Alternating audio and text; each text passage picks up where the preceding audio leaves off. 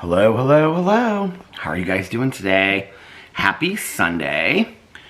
Happy Super Bowl Sunday for those of you that are watching the Super Bowl. Well, by the time that this is up, when I say well is translated to wool. That's something I've said ever since I was a kid. I would say that to my mom and she would say, wool, what's your sweater made of? I would say, wool, Mom. And she would say, what's your sweater made of? Because I would always, instead of well, I would say wool. Anyway, wool, you will probably be watching. Why did I just remember that? Do you ever just remember the stupidest things? My mom used to always say too, like if I said I was thirsty, but I would say, I would say it like the day of the week, Thursday. I'd be like, Mom, I'm Thursday. And she would say, it's nice to meet you, Thursday. I'm Friday. All the corny stuff that my mom said when I was growing up as a kid. Anyway, hi, how are you? Happy Super Bowl Sunday. When we were leaving brunch, they were asking us if we were going to watch the Super Bowl, and we're like, no. And they said, do you even know who's playing? And I said, I know who's playing. They said, who's playing? And I said, Philadelphia against Kansas City. They're like, how do you know that? And I was like, because I looked it up while I was vlogging yesterday. But also because it's Taylor Swift's boyfriend. Shouldn't we know that? It's Taylor Swift's boyfriend. I know that just really pissed somebody off out there. I don't know why. But here's my sweatshirt that Tanya Jean got me. I think she got this for me. I don't remember, for Christmas. It says, good morning, friends and haters on it. This is actually Emily Simpson from Orange County. It's her merch. Tanya said, I have actually, oh, you guys want to see my new reading? Well, these are my, I got them a couple months ago, but I'm just now starting to wear them because they're like the cleanest ones that I have. They're like the ones that are the most unscratched. They look so cute on the ads for Caddis, but they do not look cute on me at all. Let me just show them to you first before I put them on, okay? So you can see the cuteness of these glasses. Can we just talk about these glasses, how cute they are? Look, they're like black and orange and stuff. Aren't they so cute? Now look at them on me.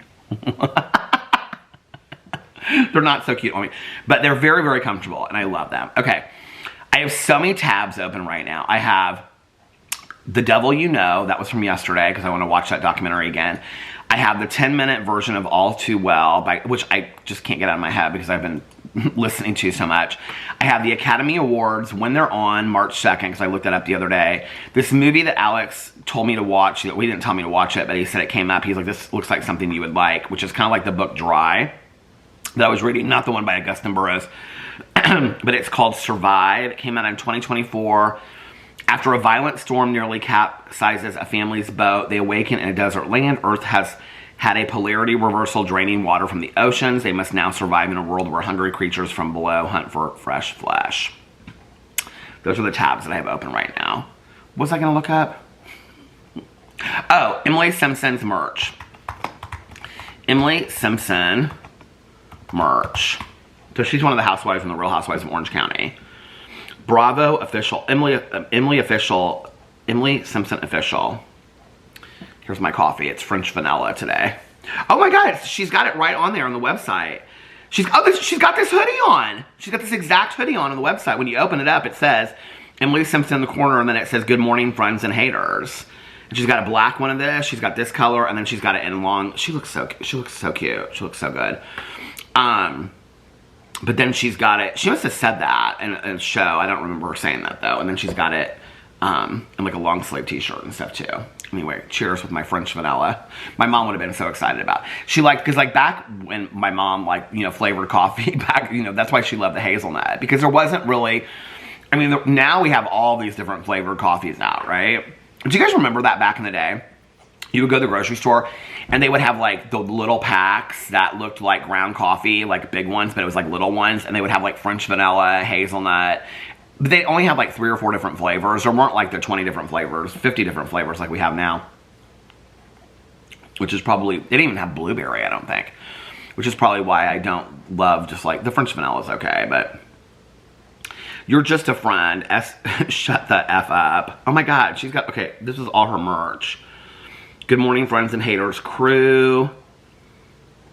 Oh my Lord. Tanya Jean, this was a nice gift. Today is Tanya Jean's birthday. Happy birthday, Tanya Jean. Okay, let's see what else she's got in her shop. You're just a friend. Say you're just a friend. Oh, baby, you got what I need. You guys remember that? So basically, her two sayings, her two catchphrases are, you're just a friend, shut the F up. You can get that in a hoodie, you can get that in a tee, and then good morning, friends and haters. But she looks so good in this photo shoot. Okay, so, hi, how are you? Happy Sunday. Okay, before we get into anything, I have my coffee. I have my French vanilla coffee. I brought over my True Crime TV Is My Therapy candle that I got yesterday, or that I opened yesterday from, was that yesterday? No, the day before, from Mare. So we're gonna open that one today. That has all the sequins in it. I love this candle. Okay, oh, you know what? I didn't trim the wick. It's gonna be, I should have trimmed the wick because you see like the flame is like super long. We might not be able to use that today because it's going to be like flickering a lot. I always remember to trim the wicks before I do this. Okay, so let's do a time and temperature check really quick, shall we? Let me put this away because it's like kind of smoky. It is currently 3:36 p.m. And let's look at the Indianapolis weather. The weather, the temperature is 32 degrees outside. Valerie just texted me and she said, I love when you vlog outside. And I texted her back and I said, I love to vlog outside. I think I said I love to vlog outside too, but it's too cold is what I said back to her. She said, love when you vlog outside. I said, I do too, but it's too cold. It is 32 degrees. It feels very, very cold today. And it's gray and it's dreary and it's just kind of a sad day outside. I was telling Alex on the way home from brunch, because I'm reading that Margaret Wrinkle book, Comfort of Crows. And I was telling him that it's like her perspective is so interesting reading that book. I know the lighting is not good because I'm inside and the light from, it's still like the middle of the day is coming behind me and stuff like that, but oh well. Oh my God, yesterday I vlogged over 2 hours. I didn't even know it. I had no idea that I vlogged that long when I got done yesterday. But anyway, when I put it together, it was like 2 hours and 4 minutes or 2 hours and 8 minutes or something. I was like, this is crazy. I did not know that I vlogged that long. But anyway, I was telling Alex on the way home about like her perspective is different. So my husband does not like winter. I think like that's been made pretty clear through the years. He does not like winter. He doesn't like the cold. He would live on a beach for the rest of his life if he could. He hates the winter. And so I feel like most of the people in my life don't like the winter, which I understand. Like, you know, I've said this before, like my mom said, because when I was a kid, I loved like the snow and the cold and everything like that. She said, as you get older, you won't because of like seasonal depression and stuff. I do think that's true. Even if it's not just seasonal depression, I think that like waking up, I can't remember, this is like years and years and years ago that I can remember like waking up in like Miami or somewhere and it was like the middle of winter and I was like, it is so completely different to wake up. I understand now when people, when they're like older, they move to like Arizona and Florida and things like that. It is so completely different, or just for the winter, to wake up and look at it being sunny outside. There's something about it that just, I don't know, it just makes me happier when I wake up. I feel more motivated. I feel more inspired. These days, it is really, really hard for me to find motivation and stuff like that. Today I woke up and I was feeling, it didn't last for very long, but I felt like a really kind of like, you know, the shaking. It happens every morning. I wouldn't say today was any longer than the rest, but it still lasts for about, I would say about 10 minutes every morning when I get up. I didn't get tons and tons of sleep last night, so that's probably part of it. I don't know if that has anything to do with it. But again, it's where like, oh wait, why am I going out of focus? Okay, again, it's where I hold up my hand and my hand's not shaking, but it feels like it's shaking. Although I would say, whereas when it started, it felt like it was like this. Now I would say it's like this. It doesn't feel like it's shaking as much as it did, you know, 2.5 months ago. So, come on now. I don't know if it's because I have like, usually that's one of the reasons why I wear the black shirts and like the darker hoodies and a darker hat, because sometimes when I wear, Who's texting me? Sometimes Nikki's texting me, but I can't see what she's saying. Sometimes when I wear lighter shirts like this or whatever, especially when it's like the bedroom, the wall behind me, or it's like the light behind me, it just washes me out and then it takes the focus in and out. So anyway, I would love to vlog outside, but it's too cold. So anyway, I was telling Alex on the way home that the Margaret Wrinkle book is really, really interesting because like her perspective about how she looks at things, like that we kind of equate winter for those of us that live in like, you know, areas where it's like snow and cold and the trees, the leaves die and the leaves fall off the trees and stuff like that. And so we kind of equate winter to death a little bit and like an ending and whatever. And she explains that like through the different things she tells, well, everything that she talks about in her stories, like all of her chapters are about, I'm trying to think of the ones that I read last night. All of her chapters are about, what was the ones that I read last night? It was like the first thing I read, and I read it before I took a nap, so now I'm not remembering it. I should have the book out here so I can look. Oh, she talked about these mice. No. Frogs, these toads. She told a story from when she was growing up. Her and her brother like found these tadpoles and they brought them in this aquarium and they grew them and all this kind of stuff. Anyway, she's talking about winter and like how from like the animals go underneath the ground and like the water from like the snow and the ice is like basically like feeding the roots of the tree, and that winter is basically preparation for this beautiful spring and summer is really what winter is. And it's this resting time for nature, that nature is resting because spring and summer are like, you know, and so she's like, it's not death at all. It's preparation is what it is for the next season of life. And it's so interesting. And she's like, you know, she talks about how when, Nikki keeps on texting me, I'll have to look at that in a second. She talks about how like, you know, like 100 years ago, you know, that people they wouldn't hibernate during winter. Obviously, they still do like work and things like that, but they would harvest, you know, like in the fall, and they would grow things in the spring and the summer. And so they would prepare for winter too. So they would rest in the winter. It wasn't like they were doing the same things they were doing in spring and the summer to prepare them for spring and summer. So it was like our world very much matched the natural world. Well, we don't do that as much anymore. I was telling Alex about that. It's like a different perspective that if you look at winter that way, if you look at winter as this preparation for what's to come instead of this like just like this death, it's like, you know, it's like the dying of the seasons kind of thing. It's like a different perspective. I don't know. The other thing that's interesting that she talks about this a lot actually. I don't really know how to explain her chapters. Like each one of her chapters, some of them are like very, very heavily talking about like the birds in the area. I don't really know what to do with the lighting in here because I should have probably just worn a darker hoodie. But some of her chapters are talking like about, she'll talk about like one bird in that area or two birds in that area, like when she starts seeing them and stuff like that. There was this cabin that their friends own on this like plateau that she and her husband go to a lot. Oh, one of the chapters was about her friend wanting her, so this is how she kind of equates it to like real life. Her friend is wanting her so she goes to stay at her friend's cabin, which is like on this plateau, and it's like one of the areas of Tennessee that has never been, it's still like not touched by like, there's a lot of like nature that's never been touched by like human hands there and stuff like that. There's like trees that grow there that are indigenous to that area that nobody has seen before. Isn't it so weird that I'm so interested in this book? Like this is not something that I told Alex last night. I was like, I want to get like a bird bath. He's like, you have half that stuff in the garage. I was like, I don't have a bird bath, but I want to like get more bird feeders, more bird feed. So I told him today, I was like, I'm going to get wildflower seed and I'm going to put it in the woods like my Aunt Kathy did. So I am going to do that. Order some of that online. He's upstairs. I can hear him. He's eating candy. I think he's eating Nerds. I can hear him tilting the box back.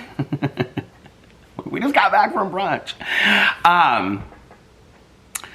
Okay, what was he must be almost done with it because he had like one box. It was like this small box, and I feel like for the last 2 days he's been eating out of this one small box of Nerds, so he must be almost done with it. Alex is like, he'll go in the cabinet and like if he has chips in there, he'll get like a handful of chips and then put the whole bag back and just have like a handful of chips. That's it. I cannot do that. I will eat the whole bag of chips. So anyway, so what was I saying? Oh, so one of the things that she's talking about in there is that her friend wants her to take a picture or a video of this woodpecker. It's some kind of specific woodpecker that's to that area that she's never seen. It's like this big woodpecker. So she's there and she can hear this woodpecker. So she says in there the only reason she carries a phone, she's like, I'm not trying to be that person. She goes, that like, you know, acts like, ooh, cell phones. She's like, she goes, I'm not trying to be that person. She goes, but one of the only reasons I carry a cell phone is to take pictures and videos of things I see in nature. She's like, I'm not like, she doesn't go into this whole thing about it, but she's like, I'm not like anti-cell phone or anti-technology. She's like, I just don't really see the point of taking a selfie. She goes into this whole thing about selfies. It's kind of funny. She's like, I don't really see the point of taking a selfie. She's like, when there's so much more that's more beautiful out there in the world. She's like a flower blooming that I've never seen before, or, you know, this bird on a branch. She's like, I think that's a lot more beautiful than me taking a selfie of myself. I don't really know why I need a selfie of myself. I mean, as you're reading it, it's kind of like hard not to see yourself in the humor that she's a very humorous writer. It's kind of funny. So she's going into the woods, and so she's looking for this woodpecker because, so her friend, this couple they're friends with, they let her and her husband go and stay in this cabin that they have all the time. So as like a thank you gesture, she hears this woodpecker. She knows like the sounds of birds and all this kind of stuff. So she, as a thank you gesture, she wants to take a picture or a video of this bird and send it to her friend as like a thank you, because her friend's like real in nature too. So the dog's like wanting to come along with her, and the dog's name is Rascal, which is real cute. And she's like, no, she's like, you have to stay here because you'll like, you know, scare the birds away. So anyway, so she sees this woodpecker, and she like looks at this woodpecker, and in the moment that she sees the woodpecker, for like a moment, she forgets to pull out the phone from her pocket to take the picture. And so as she's watching, she goes to reach for her phone, and as she does, the woodpecker like hops from branch to branch and then flies off. And she's never seen this specific kind of woodpecker. It's like a very rare woodpecker, and she's never seen it before.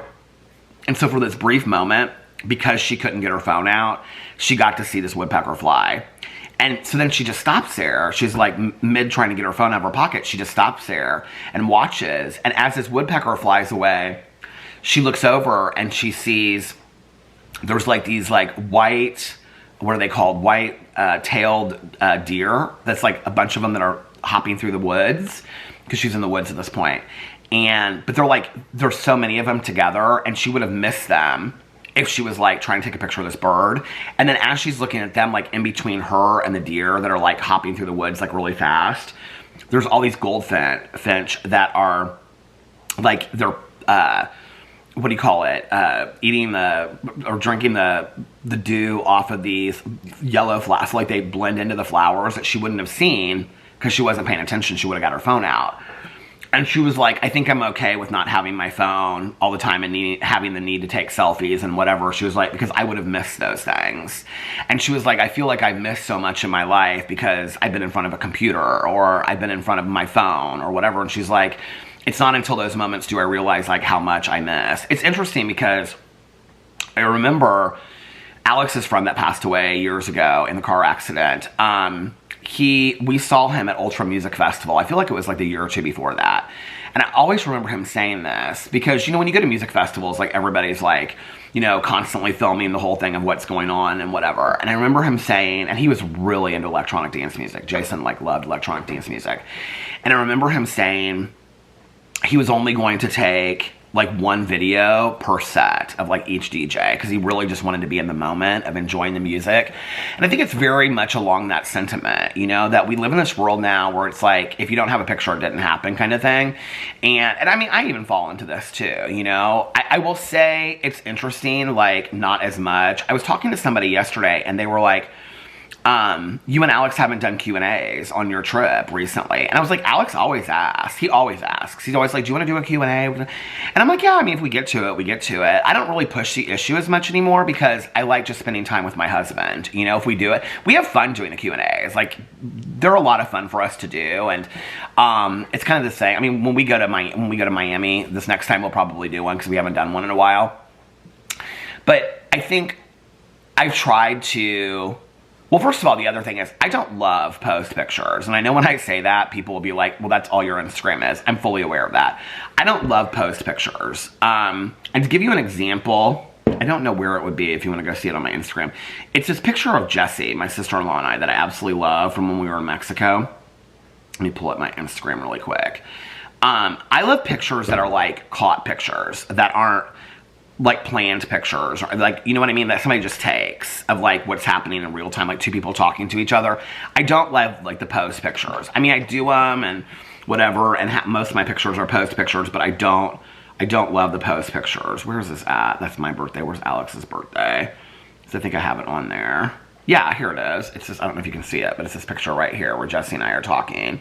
We're at the club in Tulum. It's one of my favorite pictures ever. And not just of her, but I just love that picture so much. I don't love, like, you know, where everybody puts an arm around each other. I mean, they're sweet and stuff like that, but once you have, like, I feel like everybody that I know, whether it's Caroline or Tanya or Alex's mom or whoever, you know, like, everybody wants those posts. Like, how many of those pictures do you need? I mean, just change the outfits out and you've got the same picture. I love when you take pictures of, like, you know, stuff that's just going on that you can kind of, like, remember. It's funny because I have these pictures in my phone of when I think I was sending them to Nikki when we were at, hold on a second, let me see. It would have been from December 21st, because that was when we went to Alex's mom's house and Caroline was there. Oh yeah, here they are. So, like, I have this picture of Caroline that's so cute. It's her just, like, sitting there. It's, like, one of my favorite pictures of her. I just, like, kind of caught her off talking to her. And then here's one of, like, Alex sitting there. It's just these cute pictures of them. I just kind of, like, went around and took pictures. It's like somebody took this picture of Alex's mom and I doing karaoke in the kitchen that I love. I just love those kind of pictures, not post pictures. But anyway, I love that idea of not needing to be fixated on technology. Now, I understand what a hypocrite I am because I watch so many TV shows and, you know, I make YouTube videos and that's what I do for a living and things like that. But I also think that the checking out is really important as well. I feel like the lighting on this is, like, so bad today, and I think it's the light, but I think it's also, like, I mean, I have the light turned completely down off my computer, but I also think it's the light coming through the window, but it's also that I have this, like, light hoodie on, so it just is what it is. Tomorrow, we'll do better tomorrow. When you know better, you do better. So I was telling Alex about that. But, like, her stories aren't just about, like, oh, this woodpecker that she's chasing through the woods. Her stories are also about, like, see, it translates. Like, what I would have missed had I been fixated on... And she's like, no, I didn't get my friend this picture, and I would have liked to have gotten her the picture, but I never would have saw the bird in action. And now I can say that she says it more eloquently than that she's like, the fact that I have the memory is more lasting in the picture, which I thought was really interesting that she said that. So... the other thing that I love, and she actually kind of weaves this through a lot, she talks in there about, there's a part in there she's talking about, like, chemicals in lawns, and she talks a lot about, like, the privilege of having a beautiful yard. I think this is really, really interesting. I actually kind of want to talk to my neighbor across the street about this, because she has, I think, what she would define as, like, a messy garden. Like, she just has all kinds of stuff, and in the back and in the front. I mean, there's a rhyme and a reason to it for her, but, like, that's what she does not love, that I want, like, 5 hostas on either side. She's like, she wants it to be, like, alive with all this different kind of stuff, right? I like the symmetry of it. I think that's a little bit of my OCD. But her husband is very much like, he wants the green to look a certain green. He wants, you know, all this kind of stuff. And so she's talking in there about the privilege that we have of having these beautiful yards. And she even kind of talks, I mean, she doesn't get into, like, the history books, but she talks about the history of it, right?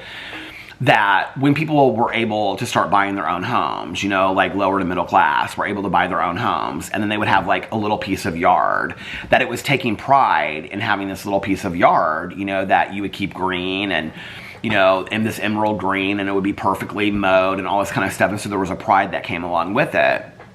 And she was like, but what happened with that was that it takes, like, pesticides, it takes, like, fertilizers to keep those grasses looking like that. And so she said the need to have this, the privilege and the need to have this perfect yard has therefore pushed out natural natural weeds, natural flowers that would grow. She talks in there about the flowers that grow naturally that she did not plant. She talks about that in there, about not removing them, but just, like, cutting them back.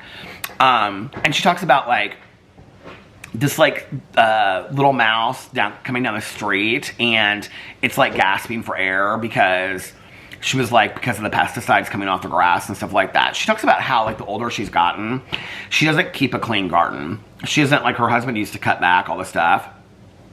And she's like, I don't do that anymore.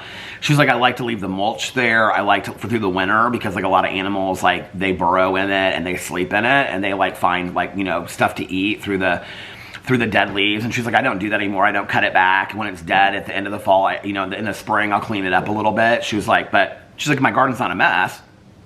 She's like, I love to grow stuff. She was like, but the purpose of it in the winter is for that stuff to die so that the animals can use it in the winter. I never thought of that as I'm like clearing out everything so it like looks nice. You know, my perspective's completely changed on that. And there's one part when she talks about the tadpoles growing into like toads and all this kind of stuff. She talks about how like her brother and her, like they make this like aquarium thing, right? And then they have these tadpoles, and then she talks about like her brother puts this like slate in there that he finds outside, and basically they recreate outside in this aquarium just to watch these tadpoles grow into toads. This whole area of the book very much reminds me of when I was a kid. She's talking about how like you couldn't wait to get us outside to be in the creek. I mean, that was me as a kid. And I know that's so weird, but that's who in the summer we were in the creek all the time, looking at tadpoles, looking at, you know, this and whatever. And she's talking about all the different kinds of toads and frogs in the area and that you don't really see them anymore.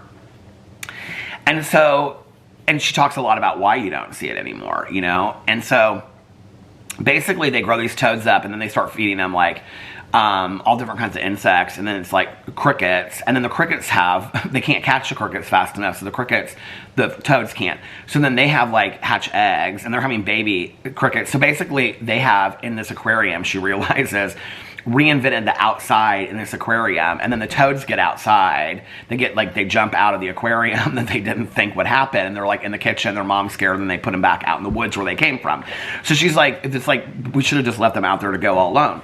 So then she talks about how one night, like when her sons are younger, like the toads in the street, like people are keeping their yards so clean and stuff like that they don't basically have this like natural biosphere kind of place to like where tadpoles, because like, you know, she'll say like in her bird baths, like tadpoles will form, and then before you know it, like she has all these bird baths on her property, which now I want, that they end up becoming toads. And so her and her son, they get this rusted metal thing that's like they find in the woods, and they put like, I don't know what it is, but anyway, and they put like water in it and leaves, and she just puts all this stuff in the yard, because the toads are like looking, like they're in the street, they're in the driveway, they're like looking for natural biosphere, and they can't find it anywhere. So she's like, basically we're just gonna so she's got this like tub in the middle of like the side of her yard, hoping that like the frogs and the like they'll, you know, anyway, it's very sweet. The book is very good, but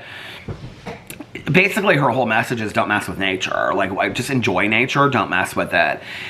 I was telling Alex last night, the book like really, really slows me down. I don't know, it just like, in this world that we live in where everything's so fast, it like really, really slows me down. It's so beautifully written. And I never thought that I would like it like this. I want to actually look and see if she has written Margaret Wrinkle. I don't know how to spell her name. Wrinkle. Is that how you spell? Okay. Books. Oh, she's written more than, okay. Oh, I'm kind of excited now. Oh, she's written a lot of books. So her last one is, let me look her up on Goodreads. It says books by Margaret Wrinkle, the author of Comfort of Crows, which is the one that I'm reading right now. Oh, she's written 1, 2, 3, 4, 5. When did they come out? Let's see. Okay, Comfort of Crows came out in 2023. Late Migrations, A Natural History of Love and Loss, 2019. Graceland at Last. Notes on Hope and Heartache from the American South. Ooh, that sounds good. 2021. Leaf, Cloud, Crow, A Weekly Backyard Journal. Oh, I like that. 2020. Oh, that came out in 2024. I wonder if that's like a journal companion to the book. Parenting, May 2006. I don't think that I need to read that one. But the other ones, I want to see what this is. Leaf, Cloud, and Crow. A weekly journal. I wonder if it's like a journal that you keep. A beautifully illustrated journal to guide your observations of nature wherever you find it. Now I kind of want to get this. There's all these other, now see, this is the problem. One Night on the, there's all these books that are recommended, right? The Tea-Girl of Hummingbird Lane, One Night on the Island. That one sounds good, doesn't it? Let's read what this is about. Oh my God. The camera stopped. It only got 3.75 stars though. This is by Josie Silver.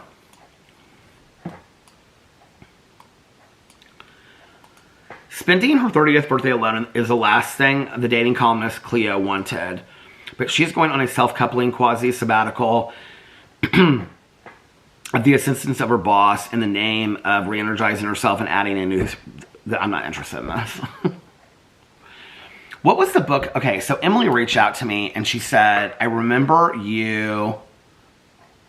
It's The Bright Forever or something. Let me look at her Instagram DM that she sent me. She sent me this message and she was like... Have you read The Bright Forever? Or what? It was a book that I read like 20 years ago and that I bought again. I have it over there. And where is her message? Why am I not seeing it? Oh, here it is. Emily. So she was asking me if I had read it. And she's like, no, you should read it right now. And I totally understood what she was saying. Why is the message not coming up? I can see, she said, I'm reading it right now. I so like it. I don't think you should wait till summer. She says, does it take place during the summer? She says, yes, June and July. But the rest of her message is not coming up. Why not? Where it talks about what the book is. Oh, here it is. Just curious if you read The Bright Forever by Lee Martin. Okay, so I read this book years and years and years ago. I think I bought it because it takes place in Indiana, if I remember. I remember it being really kind of sad and depressing, though, too. It's about like a murder, I think, that takes place, or a kidnapping or something here in Indiana. It does not have great reviews. It came out in 2005. A dark harrowing novel about a 9-year-old girl's disappearance and the lasting impact it has on her close-knit community. On an evening, like any other 9-year-old, Katie Mackey, daughter of the most affluent family in a small town in the plains of Indiana, sets out on her bicycle to return some library books. The simple act is at the heart of The Bright Forever, a deeply affecting novel about the choices people make that change their lives forever. So here's the thing. I have so many books that I bought last year, books that like kind of like reminiscent of like books that I read. I mean, obviously it came out in 2005. I think I read it when it first came out. I don't know, I saw it at like a bookstore or something and I got it. Or maybe the library. I feel like maybe I got it at the library. I don't know. But anyway, so I bought it again last year. I think I actually found another copy of it after I bought it or something like that. But, so I like to read, like, books that take place in the summer. I like to read them in the summer. So, and now that I'm back to reading physical copy books, just as much as I'm listening to audiobooks, yeah, I'm like, you know, gonna save some of these books. So last night, what did we do last night? Alex is not going to his friend's house tonight. So I just asked him before he went up here. He went upstairs he's like watching TikToks or something. Because I was like, I'm gonna vlog now so that we can just kind of like relax and watch TV. I asked him, I said, do you want to watch the Australian and the New Zealand traders together, or would you prefer I watch it alone? And he was like, oh no. He was like, I would love to watch it. And he was like, right now? And I go, well, no, I want to vlog first, and then we can watch it. I want to take a nap. I want to relax tonight. Baby, I think Sister Wives is on tonight. Is Sister Wives on tonight? Please don't devastate me. Let's look up. Don't you love the Google so much? Is Sister Wives on tonight? Pulls right up. You can check TV Guide. No, I don't want to check TV Guide. I want to know if Sister Wives is on tonight. Marriage is never easy, especially with 4 wives and 18 children. You don't say. Not to mention Brescia, Shailene, Cotton, and Gunther. Oh wait, it's Sister Wives 2925. It says it will not be on tonight, and that is because the mid-season finale was Sunday, February 2nd. Oh, I'm devastated. Is there a new episode of Sister Wives tonight? On the last episode of Sister Wives, Janelle Brown packed up all of her belongings and officially moved to North Carolina along with her daughter Maddie. This ad just came up. Brush and her husband Caleb. I like Caleb so much. I think he's so nice, don't you? I like Maddie and Caleb. The intention is to make a flower farm, and we already know she owns that. And Janelle is more than ready. Of course, she and her other former sister wife, Mary Brown, are struggling to get answers from their ex-husband, Cody Brown. Cody Brown. The wasted love, the pain in the kidney. They have paid off their land, Coyote Pass, and now they want him to sell it. Somebody said in my video the other week, they go, they haven't paid it off, they've paid it off. I have found that. It says that Janelle got a settlement for it. When you Google search it, it says that Janelle got paid. Look, here, I'm going to look it up for you right now. Did Janelle Brown get married? Get paid for, here it is, Coyote Pass. Yes, Janelle Brown received $340,000 for her share of the Coyote Pass property after settling with her ex-husband, Cody Brown. The settlement was documented in a deed of release and full recognizance. The Brown family, including Janelle, purchased the Coyote Pass property in 2018 for $820,000. But when you look on here, the appraisal is like over, it's like $1.5 million or something like that. But see, it comes from this like, Finance Monthly has it. On the Reddit, I'm like looking at the Google. Janelle did get $340,000 in 2023. So, I don't know, but when I said that in the video, people were like, that's not true. So, I don't know. I don't know where to find the true answers. Okay, so anyway. But that's not really what Cody and Christine Brown's daughter in JLC mugshot. Who? What? Who is in jail? Is it McKelty? Did she get arrested for that top hat? So McKelty, in their commitment ceremony about 10 seasons ago, she wore this big top hat.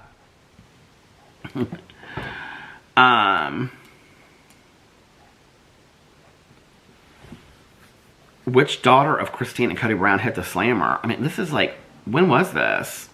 Oh, June 12th, 2023. Oh. Okay, I can't even read this article because I don't even know if it's real.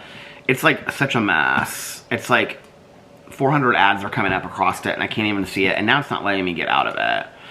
Anyway, okay, so tonight we're going to watch The Traitors. The Traitors, what do you call it? Oh, you know what? Hold on a second. Let me pull up the comments from my video from yesterday. We're going to watch The Traitors, Australia and New Zealand tonight is what we're going to watch. And I'm also going to finish the O.J. Simpson thing because I read for so long last night that I didn't start watching the O.J. Simpson thing until, I mean, it was like 5:30 in the morning. You guys, I went to bed at like 7. So here's what happened. So what did we watch last night? I don't know that we watched anything together. Why can't I remember what we watched? I read down here. I don't even remember, to be honest with you. But I finally laid down. No, we did watch something. Oh, what did we watch together? Or was Alex watching his show and I was watching my iPad? I can't remember. But anyway, I finally went upstairs and I was like, I'm going to lay down from like 10:30 to 12 and I'm going to take a nap. And then I was like, after I get up, I'm going to take a shower. And he was like, okay. And I was like, what are you going to do? And he was like, oh, no. We were sitting here watching something. Oh, we watched, what did we watch last night? Because we watched Watch What Happens Live. And it had Kyle Richards on there with, what's her name? Lisa Rinna's husband. Like Harry Hamlin. We watched that last night. But what did we watch before that? Because we would have watched something before that. And I don't remember what it was. Hold on a second. Weekly TV. I don't remember what we watched last night. Sister Wives. Oh, we watched RuPaul last night. We watched RuPaul. And then after RuPaul, we watched Watch What Happens Live. So we watched RuPaul Untucked. And then I haven't watched The Bachelor yet. I've got all my shows done this week, except for The Bachelor last 2 weeks, Bailin' Out Loud, and Too Large. But Too Large I'm going to save. So I'm going to try to finish the what do you call it? O.J. Simpson thing tonight. The O.J. Simpson Netflix documentary is very, very interesting. There's a lot in it that I don't remember. So I finished the first episode last night when I finally got to watching TV because I read for so long. So anyway, I got up. When I woke up last night, I think it was like 12:30 when I woke up from my nap. Alex was asleep. Like he said he went to bed about midnight. And so I got up and I took a shower last night. And I actually was like, when I got out of it, I lit this like the Lush sleepy candle that I hardly ever like light in the bathroom. And so I got up and so I have the Lush sleepy, like, you know, what do you call it, lotion. And then I also have the body spray that I think it's called Twilight, but it's the same scent as Sleepy. So I used all of that. I used this is probably why my face looks so, well, actually I washed my face today and did my whole face routine, but that's probably why it looks greasy. I like the smell of the Sleepy stuff. And then I put on clean pajamas last night, and then he was asleep. So he didn't even hear me like take a shower or anything. So I came downstairs. I texted Nikki and I was like, are you still up? At that point, I feel like it was like 1:15 or something. And so I know what I did last night. When he was sitting there watching TV, he at some point went upstairs. He was like, when we got done with Watch What Happens Live, he's like, I am so tired. And at that point, it was like 8:30 or something, or 9. And I said, I was waiting for my vlog to get done because it was over 2 hours, so it was taking me so long to upload. And I said, are you going to go to bed this early? He's like, I don't know. I don't feel like I should. He was like, I was like, are you going to watch TV? He's like, I don't know. I'm going to go upstairs. So he went upstairs. But then I could hear that he was watching TikToks because I was reading. And so then he put his AirPods in so that I could read. And so I sat down here and I read a chapter in the Raymond Carver book. I read like each of my books. I read like a couple chapters in it. And by then, the vlog was done. And that was when, I think I talked to Tanya last night too. And I talked to Nikki, but then I called her, texted her again when I got up and she wasn't up. And then at that point, it was time to like, you know, my vlog was done. And so I posted it and then I laid down. I don't remember what time that was, but that was when I laid down. I think it was like around 10 or something, 10:30. So when I got up, took the shower, came down here, Tanya and Nikki were like both asleep. So, and Mel, those are the only three people I talk to late at night. Mel goes to bed like super, super early. So, I came inside and I was like, I'm just going to read for a little bit. Well, I sat down and I started, like I read a chapter out of each book, like the Raymond Carver book. I read like 6, I think the first time I read like 3 chapters, and I think I may have read 2 or 3 chapters more of the nature book last night, the Margaret Wrinkle book. And then after that, I read some of The Deep by Nick Cutter, and then I read some of Maximum Ride, and then I got into the book Dry, which Nikki and I were supposed to read 2 chapters a day. Okay, the thing is, it's not a whole lot happens in 2 chapters, so it makes you want to keep on reading it. So I sat there last night, and I was like, I'm just going to keep on reading this. Oh, this is what happened. When I was uploading the vlog, so it uploads, and then it has to process, and because it was so long, rendering it took a long time, uploading it took a long time, processing took a long time. It took forever. It took like 5 hours to get the vlog up yesterday. And so the last 2 hours of it, I was like, I'm just going to sit there. I'm going to read this book Dry by Per Jacobson until it's done. Nikki said last night, she's like, this is the last book of his that I'm going to read for a while. And I was like, yeah, I agree with you. So I got, when the vlog was finally ready to go, I had 20 pages left of the book. When I started it last night, I was like halfway through it. So I was like, I'll save the last 20 pages. So when I got up, I read the last 20 pages of it, and then I finished the book. It was okay. It wasn't what I thought it would be at all. If you're going to read it, I would definitely read the trigger warnings at the beginning of it. Has things to do with taking your life and things like that in it. I don't know. So the book is about these people who like the oceans go up and they dry up and you don't know why, and then they're on this boat and it's like this guy and his daughter and this guy from the boat and then this older woman, and they're like going across this like barren ocean floor trying to get to somewhere. There's just not, I mean, I read the afterword. It's interesting because he writes these afterwords, Per Jacobson, that I don't think are necessary. Like in 25 days, the Christmas Advent Calendar, like Nikki said last night, she's like, if he writes another Christmas Advent Calendar book, I'll read it, but I'm not going to read another one of his for a while. I agree with it. His afterwords are always like, let me explain to you what a genius author I am and how like well I did this, which is interesting to me because I don't think it needs that. Like the 25 days one, it was like, it was so difficult to write from different perspectives and one day at a time. And I understood that like at the time, but I liked it enough that I read this one. This one, when I got done with, I felt cheated, if you want to know the truth. I felt completely cheated, like I had wasted. I gave it 3 stars. I think I gave it 3 stars. Maybe I gave it 4. I don't think I gave it. No. I gave the other one. I get that Teresa sent me. I give it 4. I just felt cheated. Let's see what Nikki's saying, first of all. I felt cheated when I finished this book. Where am I at? What'd she say?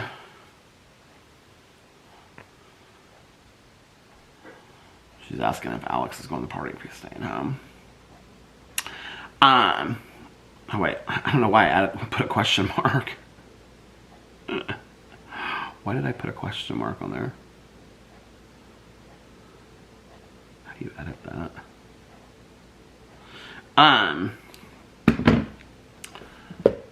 What was I gonna say? Okay, so when I got done with that one, I still wanted to read. And so I'm like making like major momentum in my books, but I still have to. Like, what's so funny about this is, you know how much I listen to audiobooks, right? Is this out of focus? I feel like this is out of focus, or it has been for a very long time. Maybe it's not. I don't know. I apologize for the lighting today. Tomorrow I will. What's the temperature supposed to be like tomorrow? Let's look and see. Hopefully I can be outside tomorrow to vlog. We're supposed to get down to 22 tonight. Tomorrow's supposed to be 39. We'll see. Oh, Thursday, 23. Damn, that's going to be cold. It's like, look, all the temperatures like kind of like went down. Remember there were some like in the 40s and stuff? Now there's just one in the 40s, and that's Saturday the 15th, 41 degrees. Alex and I were picking dinner places for Valentine's Day. We were trying to figure out where we're going to go for Valentine's Day on Friday. Do you guys have Valentine's Day plans? I know people will be like, it's a Hallmark. This is what I love, is when people are like, it's a Hallmark holiday and you don't need a day to celebrate your love for each other. You should be celebrating your love for each other every single day. And can I just tell you that the couples that say that, before you type that into my computer, I'll just tell you my observation. This is just my opinion, okay? But the couples that I notice that about the most, that don't celebrate Valentine's Day, and the ones, it's not even just about not celebrating Valentine's Day. Don't celebrate it. A lot of people don't have money. They're broke right now. I get it, right? I mean, I don't think we're going to get each other any presents or anything. We're just going to do dinner somewhere.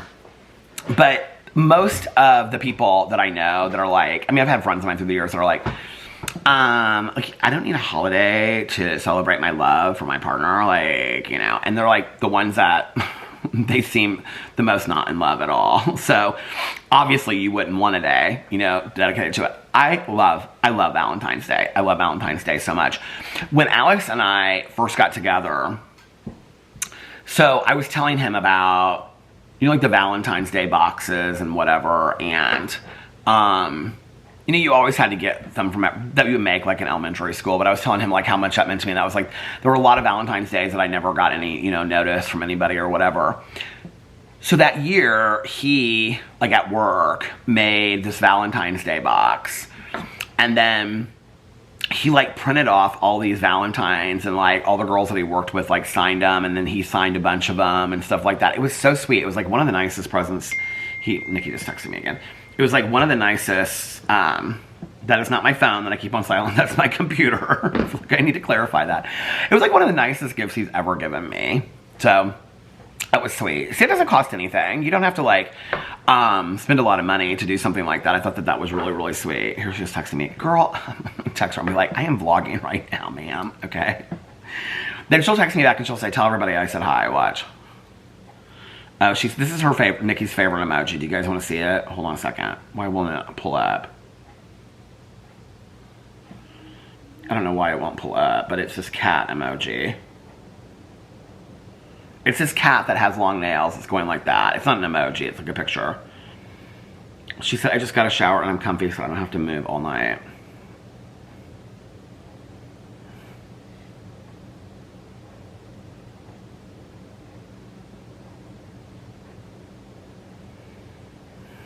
I said, okay, girl, I'm vlogging. I'll call you after. So, what was I even, now was I saying, oh, Valentine's Day. Valentine's Day is such a Hallmark holiday.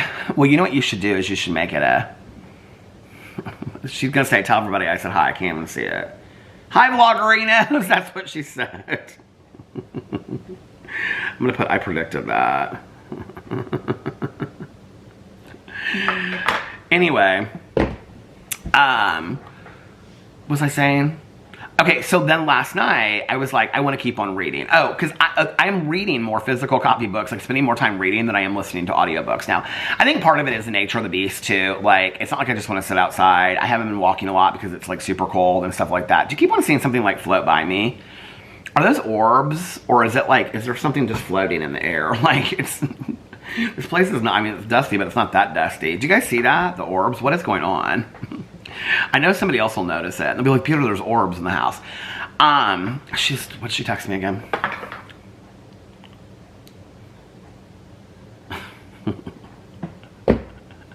We do this thing where we like tell each other to pick a number, because we'll be like, let's see if we're psychic together. And we'll be like, pick a number. One night we did it, and like the first 3 times we did it, we picked the same number. We're like, oh my God, girl, we are so psychic. And then it was like, ever since then we've ever done it, we never get the same number.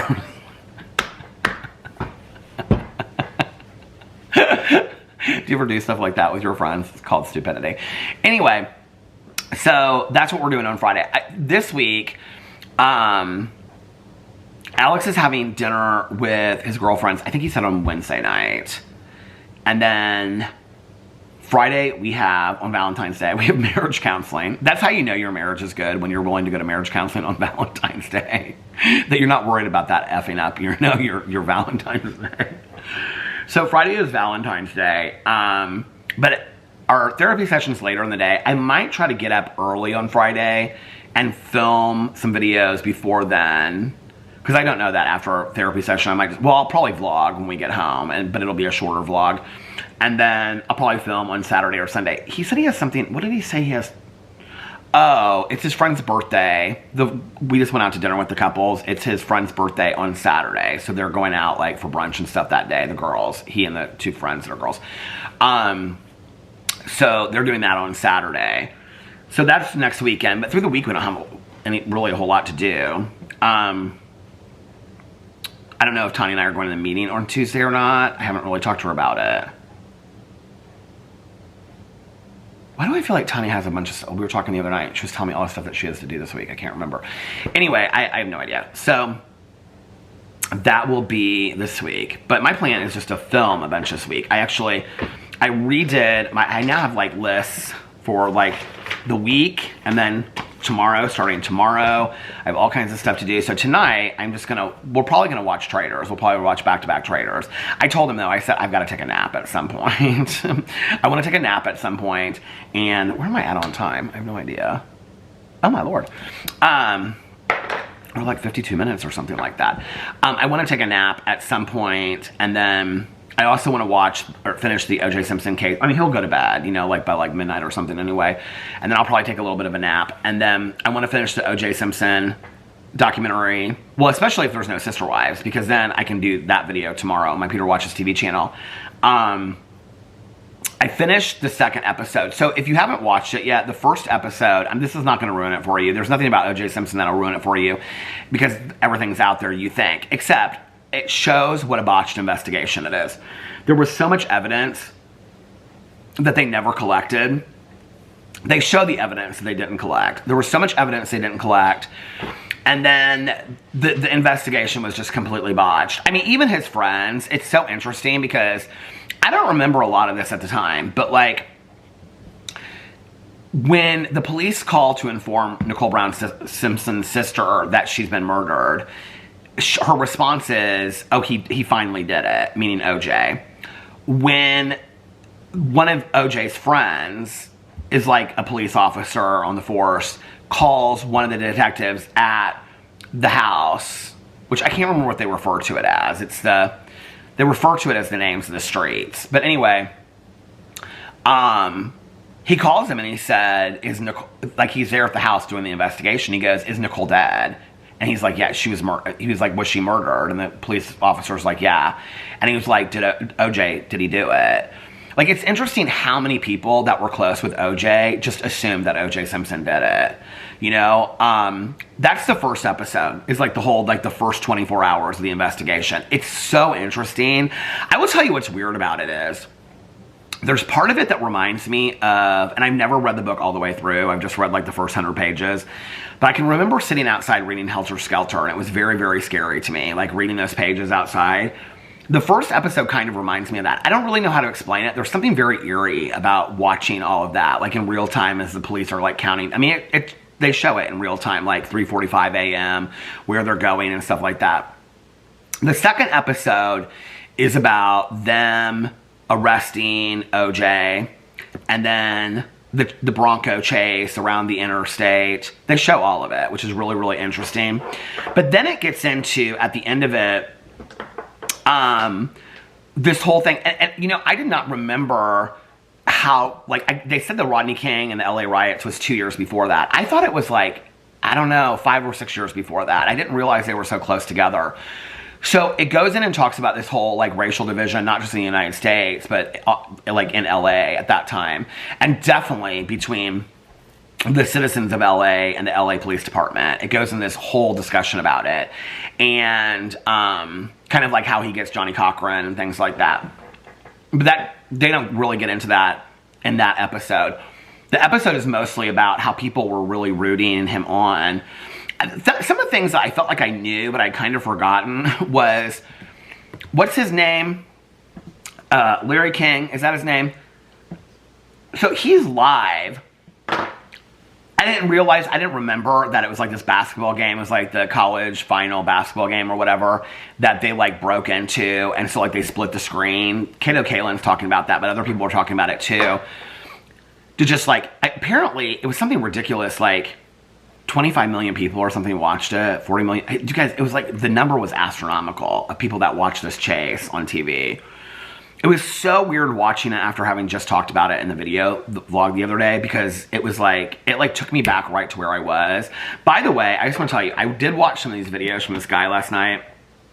Oh, I took it off. His name was Alan something, but it's I was telling my friend that works at Cafe Patachita today, because she like knows a lot of my like gay friends from back in the day and was kind of part of that scene and stuff like that. And so I was telling her about the video of where these gay guys are like talking about like when they hear the news of Princess Di dying. And so I went and I looked at some of his videos last night when they go to like Fire Island and stuff. It reminds me of like when I first came out watching those videos. I mean, obviously the fashion is very similar and all that kind of stuff. But anyway, so that's what the second episode is about. Oh, but Larry King is there, and I think O.J. Simpson's first wife, Marguerite, I think that's her name, she calls in. Do you guys remember this phone call? I feel like I knew it, but I didn't. Like, if somebody had asked me, like, who calls in Larry King, and she, like, is like, OJ, if you can hear me, keep running, keep running. I'm like, I mean, all these people are, like, rooting him on, like, on the sidelines. They're like, don't stop the juice and stuff like this with, like, banners. People are like, I mean, it was crazy. I did not realize it. I mean, obviously, living in Indiana and watching the news was one thing, but, like, in LA, they were showing, like, thousands of people pulling over and standing, watching it, like, over the interstate as he would drive by, and they would, like, honk their horns, and they were going crazy and stuff like that. I did not realize it was, like, I feel like I kind of remember that, but, I mean, it's been so long. You know, I mean, it's been 30 years. You know, it's interesting to me. I was kind of thinking about this last night, because I don't know how the last two episodes are, but I will say that the first two episodes are very heavily painted with people that really knew him very, very well, and were friends of his. It's very heavily painted to make it look like 100% no questions asked, he did it. Which is interesting, because I got a couple people that, like, I talked about it on my drama video, and I talked about it over here, and a couple people were like, oh, I never thought he did it. That's so bizarre to me, because I can remember at that time, I mean, I remember the discussions of racial profiling and things like that. I don't remember that being like, I mean, they bring it into this whole thing about now it was like everybody trying to, like, protect OJ because of, like, what happened with, like, the LA riots and Rodney King and things like that. I don't remember it being that closely aligned. I remember he getting off basically on technicalities because it was such a botched investigation, but, like, most people thought he did it. Am I wrong about that? I mean, it's been 30 years. I don't remember it being like people were really relieved that he got off. I think a majority of people, white and black, thought that he had done it. That just was my take at the time, you know? Maybe I'm wrong. I don't know. Maybe I'm not remembering it correctly. The battery just went to the halfway mark. But that's how I remember it. I don't remember. I just remember being like, people being like, oh my God. Like O.J. Simpson got, like, how did he get off? Like, what is going on in this world? I don't know. I just remember feeling really, really sad for the families of Nicole Brown Simpson and Ron Goldman. Like, I just remember it being like, how did he get off? Like, anyway. So, and like I said, I mean, I didn't watch all the footage of the court trial and stuff like that. So that's what the first 2 episodes are about. And it's very, very, the camera stopped. It's very, very well done. Oh, this is what I was going to say. I almost kind of wonder if they waited until OJ died. I was like looking up all this stuff to see if he had like relationships with his kids throughout his life. And it said that Nicole Brown Simpson's kids were very distant to him through most of his life, but that they were there with him when he passed and things like that.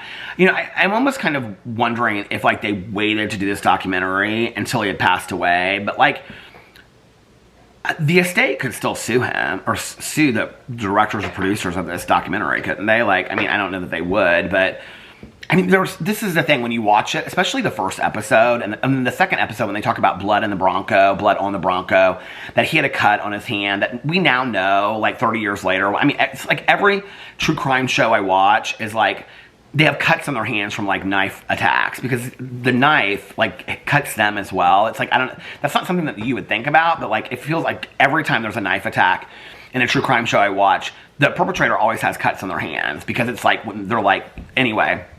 So, there's all this, like, ungathered, like, there's a fingerprint. I do remember the fingerprint at his house. What's the house called? What was the street called? It's going to drive me crazy if I don't look it up. O.J. Simpson street name, because they keep on talking about Rockefeller or something. Rockingham is the street that he lived in. And then, what was hers? It was like Bay Drive or something. Nicole Brown. I know somebody's shouting into the camera right now. Street name. It's really short. Gretna Greenway. No, that's not what they call it. Bundy Drive. That's what they call it, yeah. Which is kind of weird, isn't it? Anyway, it's really good. So I watched the first 2 episodes. I watched the last half of the first episode, and then I watched the second episode last night. And then by then, I was like, I went to bed. Oh, before that, I had like half of it done of the graphic novel. I'm going to start a new one tonight. I'm so excited about it. The graphic novel that Teresa sent me. I think I ended up giving it 5 stars. You know what? I don't even know what I gave these books last night. Let's look and see. I may have felt bad for Per Jacobson as an independent writer and gave him 4 stars. We'll look and see. I've so far finished 10 of 112 books. Maybe we got to catch up. Because by the end of February, I have to have 20 done to be on time. Okay. What did I give? So Dry. Let's see what I gave it. Why, I don't like how you have to do this. Nikki was complaining about this too. She was like, they changed everything on how they do. They don't tell you how many view book details. What did I end up giving it? Per Jacobson. No, I gave it 3 stars. But Beneath the Trees Where Nobody Sees, I feel like I wanted to give it 5. And then I thought 4. And I think I gave it 5. Let's see. I gave it 5 stars. Beneath the Trees Where Nobody Sees. I mean, it is not a graphic novel for everybody. I will tell you that. And then today and tomorrow, my goals are to finish the audiobook of, what's it called? Ugly Beautiful. I haven't even listened to it in a couple days, it feels like. What is the book called? I'm pulling it up right now. I have less than 2 hours left. I have an hour and 59 minutes. Beautiful Ugly by Alice Feeney. And then I'm also going to start tomorrow Cat and Mouse, which is the 4th book in the Alex Cross series. And then read a book a week until this month is over of the Alex Cross series as well. I'm just so back into reading and loving it. What was I saying? Okay, Beneath the Trees Where Nobody Sees. Okay, that graphic novel that Teresa sent me, I don't really know how to explain it. It's not for everybody. I mean, it's about this town that is all, it's called Woodbrook, and it's all filled with animals.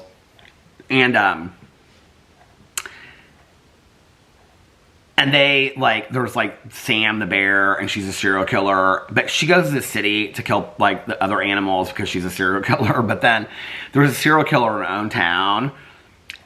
So I got to, like, the halfway mark. And last night I was like, no, you finished dry. You're halfway through if you just sit here, because I would read like 3 or 4 pages a day. And I was like, if you just sit here and read it with your lights on, okay, like you could finish this book. So I sat there last night and I just finished the book. I was like, I'm just going to force myself to finish this book. And so I did. It was really, really good. It was so much better than I thought it would be. So it just came out last year. Apparently they released it like chapters at a time, and then he put it together in a book. This Patrick Horvath that wrote it. The illustrations are absolutely beautifully done. The story is so bizarre. I mean, it's an adult graphic novel. It's not for kids. I mean, it's about serial killers. I mean, it's like, and it's 2 different serial killers in the book, and why, like, their motives are and things like. It's a very adult graphic novel, but it's so interesting to read it. And at the end of it, it said, like, it just came out in like 2024. He put it together as a book, and I think he says he lives in Los Angeles with his family or something like that. But he's like hoping to put out more books. I hope he does, because I thought this book was brilliant as a graphic novel. It was like nothing I'd ever read before. I loved it. I don't give a lot of 5 stars to books, you know? So I think Teresa, both of the books that she gave me, which is interesting, because I'm hard, like, to recommend books to. I think Stacy is probably one of the only people, like, even my friends, like Tanya and Nikki and Mel, like, that are avid readers, like, I don't even love everything that they read. Stacy is one person. Stacy that was, you know, she's part of the True Crime Book Club, and she watches my videos. Hey, Stacy. She's one person that when she recommends a book to me, I put it on my list, because like everything that she's recommended to me, I have loved. So I don't know, but I think the other book that Teresa got me, which was the book, The Boy, the Fox, The Boy, the Mole, the Fox, and the Horse. Here it is. I think I gave it 5 stars too. Yep, 5 stars. Teresa, you were so good. Both books that you gave me were 5 stars. I mean, that book was so short, but I just want to remember what it was so I could recommend it to people later. I was actually going through my Goodreads last night, and I was looking at books that I read like 6 and 7 years ago that I kind of forgotten I had read. Anyway, so yeah, and then, but I stayed up I didn't start reading until like super late, or watching the show till super late last night. And so I ended up going to bed. Well, then I sat in the chair, and I was kind of just like looking through my books and stuff like that after I got done watching the second episode. And I looked at the clock, and it was like 6:45, and so I was like just sitting there looking through these books. I was like, just go to bed, and I like the sun was coming up, so I finally went to sleep. I fell asleep rather quickly last night. So got up today to get ready to go to brunch, and yeah, it's like the first 10 minutes when I get up. You know, it's interesting because I can remember, I like looked up the date of when it was, and you know, my doctor had said that it was going to be like, that it was going to be, what do you call it, like 2 to 3 months, like, you know, he said like, I think 3 to 4 weeks, or 4 to 6 weeks to 2 to 3 months. And we're like at the tail end of between 2 and 3 months. And I definitely feel like, if it was situational anxiety, I definitely feel, I would say, on a daily basis, 80% better than I did 3 months ago, 2.5 months ago. It's just like when I first wake up, the shakiness of it. Once I get started, I feel pretty good. So, I don't know. It's like it takes 5 or 10 minutes. It just kind of depends on the day. But I haven't felt like I felt, well, I guess it was, what was it, last weekend that I didn't feel super great or whatever. But this whole week I felt pretty good. But anyway, got up today. I think part of it was because I went to sleep so late. I woke up a couple times. I was drinking water all last night. These plastic cups of water, I just kept on refilling over and over and over again. And so I think part of it was in the book Dry by Per Jacobson. They don't have any water out in the barren desert ocean. So I think I was just like drinking water because they were talking about drinking water. So I got into bed last night. I kept on having to wake up to go to the bathroom. And,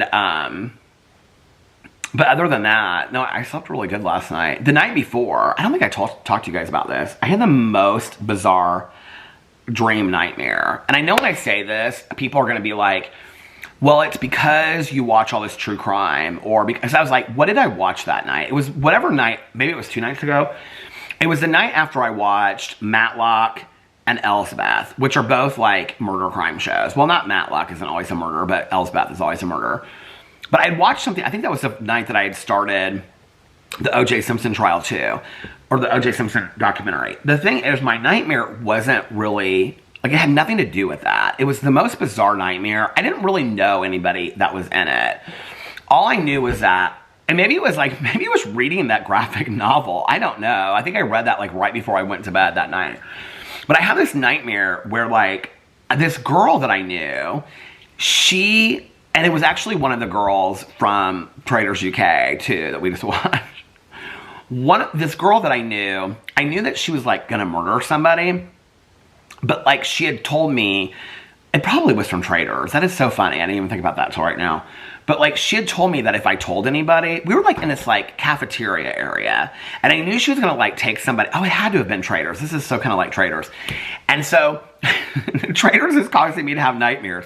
And so she had told me like, if you tell anybody, I can't believe this battery has gone on this long. So this was one of the good batteries.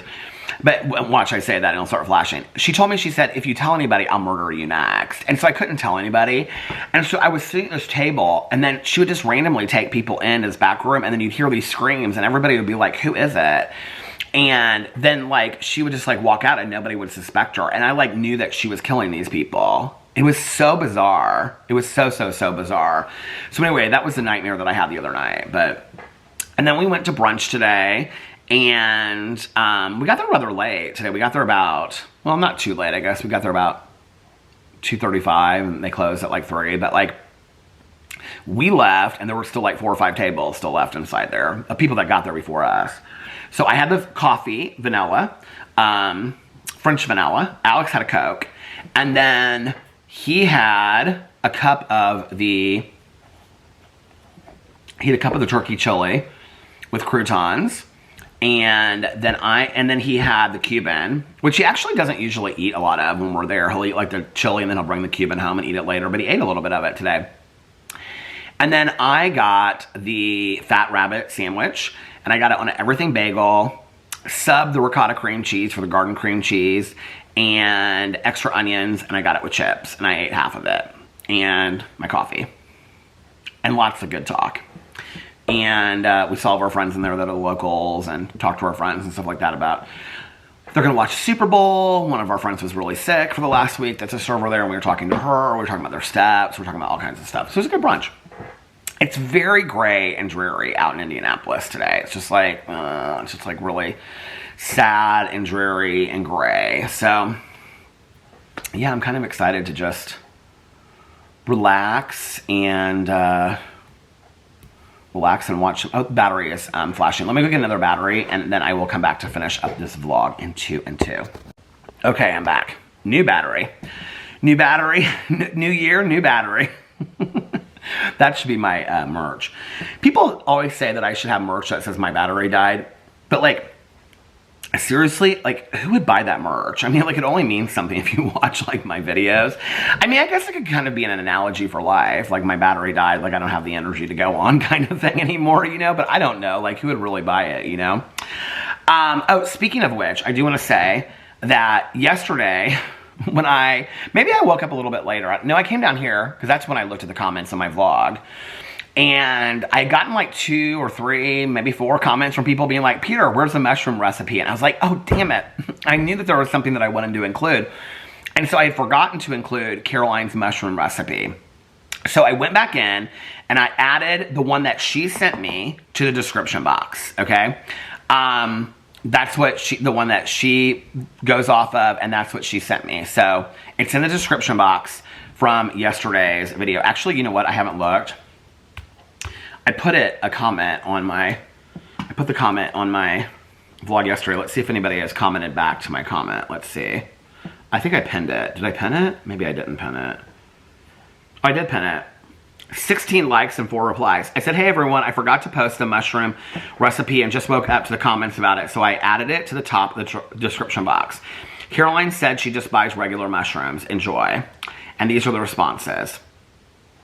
Suviana just put blue hearts. She always you comment on every single one of my videos. That is so sweet. Oh, she also put happy birthday, Caroline. God bless you. Well, it's not Caroline's birthday. It's Tiny Jean's birthday. But Caroline's birthday is in August. It's the day before my wedding anniversary. But I'll tell her that you said happy birthday anyway. She'll think that's fun. Gina said, thank you.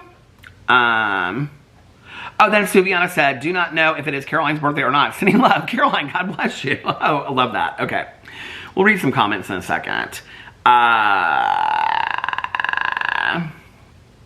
We'll get into all that in just a second. Like, look at the videos that are, like, recommended to me on the side. Monica Monroe winning National Entertainer of the Year. Oh my God, I'm so happy that I just saw that. So, tell me what you want, what you really, really want. I'll tell you what I want, what I really, really want. Okay, so last night I was sitting here and I was watching that, I think his name's Alan Light or something like that, the videos of like the Miss, what do you call it? The Miss, I'm sorry, not the Miss, I was thinking of pageants because that's what I watch next. I was watching the clips, or I went back and watched this video. It's called like Gay Guys Sitting Around Hearing, Gay Guys Respond to the Lady, or Princess Di, you know, death or whatever. And then he had other videos on there. So when I was talking about it, I was thinking about, you know, like I always talk about like friends of mine, like the drag queens that I was raised with here in Indianapolis and stuff like that. And so I started, because I know there's like a lot of, like some of their videos have been uploaded. And I talked about how there was this video from this, like, I haven't talked to her in years and years and years. I think she lives in Nashville now. But this friend of mine that I used to be like really good friends with back in the day. And, I mean like super, super close friends. And traveled with her and all this kind of stuff. And she's the one that, like, I'm in the clip, you can see me. I thought when I remembered it, I was, like, I'm sitting at the table. I'm actually sitting in the back of the table. It's, like, only when I, like, lean into the light that you can kind of see me. Here, you know what? I think it was on this channel that I was actually looking at it. So let's see. How do you find your history? So, her name is Austria Andrews. She was one of my dearest friends back in the day. I don't even know how you find your history, because I just looked at this video, watched it yesterday. I was like, oh my God, it's me. Okay, so the video is like, it's in Champaign. It's like the Miss Illinois pageant or something like that. I literally just watched this last night. Okay. You have to search for it if you put in her name, Austria Andrews. First thing that comes up is preliminary Q&A night for Entertainer of the Year 1994. That was before I got sober. I was there that year. Shayla Simpson was the year before when she got sober. Or maybe that was the year. Was that the year that we all went down there together? No, because that year Austria did If to Janet Jackson. When did If by Janet Jackson come out? 1993. Entertainer of the Year is in July. What? Shayla Simpson, EOI. I think I'm almost positive she was 93. That was the first year I went. I was just...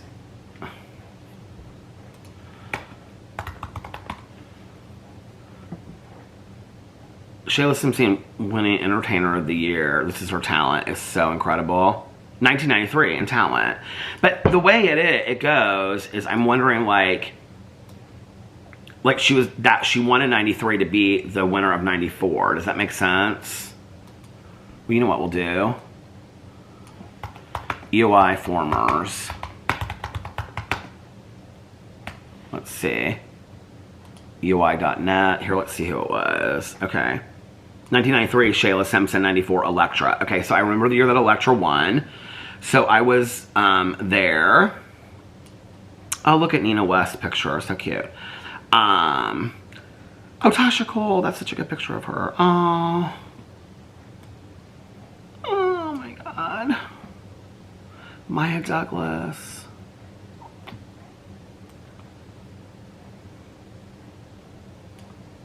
Oh, Erica Andrews. Makes me so sad she's gone. Nicole Love Dupree. That is not a good picture of you, sweetie. Tasha Long Love. Anyway, so that would have been the year after. And I would have been there too, because that would have been like before I got sober. But if you go all the way down to the bottom, Very, very bottom. Where was it? I just watched it last night. Must have watched it on this channel. Why did Michael Alec, NYC Club Kids on Geraldo 1992? I feel like I've watched every single one of those. Where is it at? Michael Alec at NYC Club Kids on Geraldo 1994 before the glitz and glamour. I used to love to watch those. Here she is again. Winning talent. Miss Continental 1995. Austria Girl, You Could Not Dance. I watched that last night because I was like, I don't remember Austria ever being much of a dancer. She was more of a ballad singer.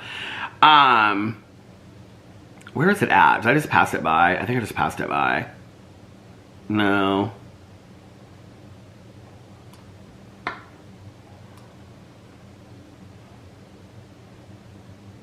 Is this it? Miss Kentucky Continental 1995, Austria, Andrews winner. Cezanne Robin Dupree, she's passed on. Ashley Cruz, she's passed away. Oh, so sad. Tandy Andrews, she's passed away. She was Erica Andrews' mother. Roxy Andrews' grandmother. Austria Andrews, Tina DeVore, LaToya St. James, Selena Rogers. Where is this? I mean, it is way, way, way down there. Maria Von Trapp teaches Julie Andrews to yodel. Oh, here it is. Here it is. Miss Champaign, Illinois, US of A, 1994, Part 1 with Austria Andrews and Mahogany Night. I don't know if Part 2 is on here, but it doesn't really matter. It's at Chester Street, which is this bar in Champaign, Illinois.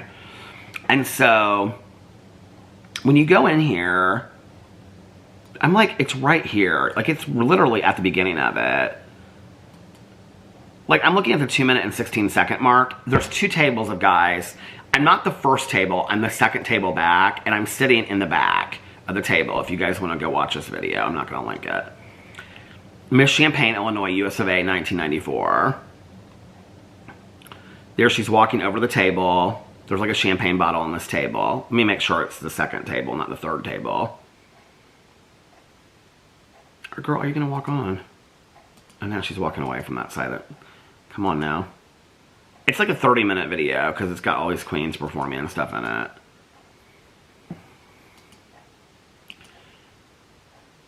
Okay, there it is. Yeah, we're the second table. Oh my god, this is so weird seeing me in this. There we are. So here's my friend Duke in front. He's got his legs crossed. He's since passed away. And then I'm in the back. You can hardly see me until I lean forward. But if you watch like the whole video, you can see me lean forward at parts. Oh my god, it's so weird. Anyway. Anyway. Oh, there's a part 2. I looked, one time I watched it in here because I think I tipped her. Like when she's performing, I think we all stood up and tipped her. And then you can see me like standing up. This one part. Anyway, last night I went in and I looked at like, do you know who I didn't look up last night is Blake Adams.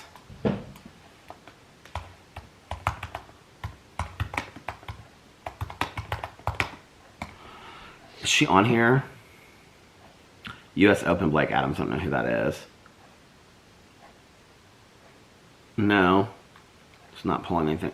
She doesn't have any from back in the day. Well, Gina Jones, who won Miss Gay US of A at large, go watch that talent. It is fantastic. So Gina Jones was one of my friends when I first came out. Austria. They all lived together at the time. Blake, Stacey Stevens. Stacey Stevens has some videos on here. Jamie Hunter, I was really close with. Lena Myers. They were all like a couple years older than me when I came out. So those were like the drag queens. When I talk about the drag queens that raised me, Alexandria Priest, who no longer does drag, hasn't for years, was probably the one that I was the best friends with. But they used to do this show at the Metro in Indianapolis. And it was Jamie Hunter, Lena Myers, and Alexandria Priest. And they would have like guests, obviously, as well. And the dressing rooms were upstairs. It was so much fun. And what is that song by... You know that song, Free Your Mind and the Rest Will Follow. Who sings that song? Free Your Mind song. Oh, I can't think of who it is. Is it by En Vogue? Who sings that song? Free Your Mind. That was their like opening song. So at the time, the Metro is a real small bar. But at the time, I can't think of, God. The Connection in Louisville, which no longer exists, was like this huge bar. It was like, they had like 6 bars in one. But they had they used to host Entertainer of the Year. They used to have this huge drag bar. Like, you literally walk in, it looked like a huge movie theater. It had, like, upstairs, it had, like, tiered down. It was a huge stage. They had tables and everything in there. And so the Connection was, like, where, like, big talent came and stuff like that. And so they would do, I think their show was called Le Boy La Femme. And so they always had, like, a cast. Like, they had a cast of, like, 3 or 4 queens. I think when I started going to Louisville, it was like Hurricane Summers was like I think she was like, I don't know if she was the show director, but she was like the person that, well, my early days of going there, it changed because my ex was from Seymour, Indiana. So we would go down there because that was like halfway to Louisville. So when I stayed in Seymour, we would go to Louisville and go to the Connection. And Thunder Over Louisville, which is like the beginning of the Kentucky Derby and stuff like that. But anyway, oh, Derby weekend in Louisville, so much fun at the gay bars. I remember one year we met, who's that guy, MTV, because we could not believe that he was at the gay bars. We were like, what is he doing here? MTV, Dan Cortez was at do you remember he was in the movie? Yeah, he had long hair. I remember him being there when he had long hair. Oh my God, he's 57 years old. Anyway, he was in the movie The Lottery. They made a movie out of that with Shirley Jackson. I should look this up. Dan Cortez, The Lottery. Am I right about that? How do I ever remember that? The Lottery. And, oh my God, it did come up. 1996 film. Anyway, yep, Shirley Jackson's The Lottery, digging up the 1996 TV adaptation. I'll have to watch that again. That's where, like, they, you know, pick a stone, and then whoever gets, like, they get stoned to death. And do you remember that? And that's how they have utopian society. But anyway, I remember one year at the Connection, Dan Cortez was there with a bunch of like other, like all these gay guys. But I don't think Dan Cortez is gay, is he? I don't know. But anyway, he was there. We were all like, what is going on? But that was when I was with my ex. Early days at the Connection, it was Terry Vanessa Coleman, which Justin that watches all my videos, and he and his husband live in Louisville, and he knows like all, like Mocha Montrese is like one of his best friends, and he like will let me know anything drag that I need to know. And so he like a year ago was like, oh, Terry's doing this, and Terry, I would go down with Austria, like when she worked at the Connection, and we would, like me and another friend of mine, and we would go and like stay with Terry and stuff like that. And I remember she lived in this apartment that, like, you walked in, it was like Friends. It had like, anyway. So Terry was like a cast member there. Hurricane Summers was the MC, not maybe show director, the MC. Oh, Robbie Lee? I think it was Robbie Lynn. Anyway, she was like the lights person, but she also, I think she like was married to or one of the owners or something like that. Robbie Lynn, the Connection. Why do I want to say it's Lee? I think it's Lynn. Videos, let's look and see. It's Robbie Lynn. Anyway, who else was there? Later, it was like Asia, that was actually in some movie. I think she was in that movie with Toni Collette where they were supposed to be drag queens. Do you guys remember that movie? I think she was in that movie. And then she competed for Entertainer of the Year, but I don't think she won. But that was years later, like when I went with my ex. When I first went, it was Terry, because everybody wanted her to win in '93, and Shayla Simpson won because Shayla Simpson did. Look up Shayla Simpson talent. And I mean, it is amazing, his talent. For the timing of it. It was 1993. And Shayla Simpson, I think she was from Minneapolis, because Camille Simpson was her daughter. Shayla Simpson came out and did His Eyes on the Sparrow Went Into Amazing Grace. I still can remember it today. It's from Bubbling Brown. I looked it up for years and years and years. I could never find it. It's from this musical called Bubbling. I actually have it on in my iTunes. Let's look it up and see. Well, you know what? It'll be easier to look it up on the computer. I think it's called Bubbling Brown Water or something like that. Brown, a Sugar. It's a musical. I remember after it got done, when she got done, I mean, standing ovation, like, unbelievable. And people were like, I remember all these queens were like, I want that mix, I want that mix. Yeah, Bubbling Brown Sugar. His Eye is on the Sparrow, which is one of my favorite songs of any time. But she starts it doing this scene from The Color Purple. Yeah, His Eyes on the Sparrow. Okay, what year did The Color Purple come out? You know, I've not seen the remake of it yet with Fantasia. 1985. Oh, no.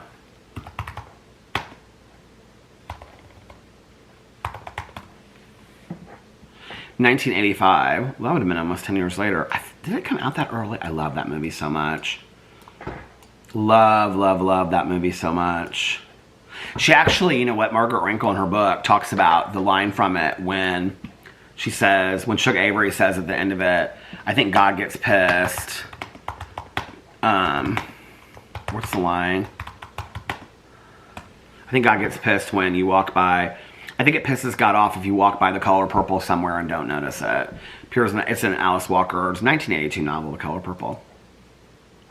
But anyway, I was watching all the queens last night. I was watching Gina Jones winning. That was a huge deal for Indianapolis, by the way. When she won, here, I'll look it up and tell you. She won Miss Gay US of A at large. Gina Jones. It's like the first thing that comes up. Oh my God, she could dance like nobody's business. Why is it pulling up all these? Oh my God, it did pull up a picture. Like when you Google search her, she's the third picture up. Gina Jones, our community. That is so crazy. Why is it not pulling up? Okay. Come on, Gina. I mean, this is back in the day. Like, you know, all these kids now are doing like the death drops and stuff like that. Gina Jones was, I mean, she could dance like nobody. I mean, I remember them doing death drops. Gina Jones, Jamie Hunter, doing death drops, doing high kicks, all that kind of stuff. Bucking, which is like where you like your leg goes back like that. I mean, they did more tricks and spins than these kids do now. And these kids are all like, oh, they can do a death drop. That means something. Girl, the girls were doing death drops 30 years ago. Here she is. Where's the talent?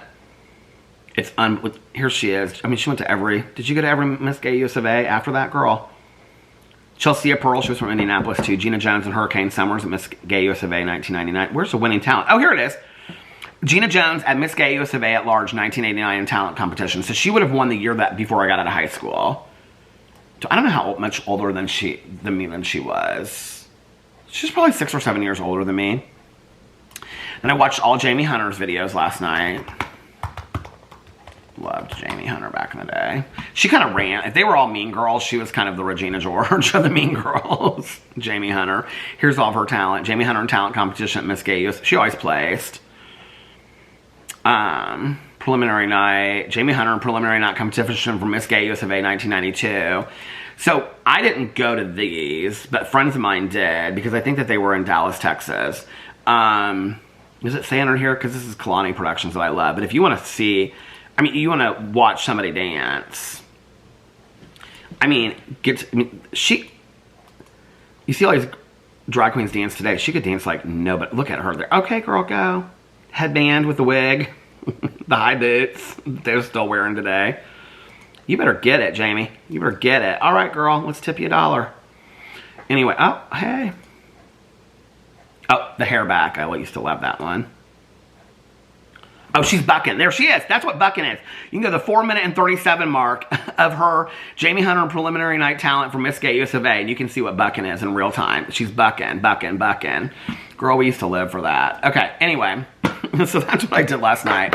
Watched all of them. Lena Myers, Jamie Hunter. Well, Blake Adams didn't have any videos. Austria, Gina Jones.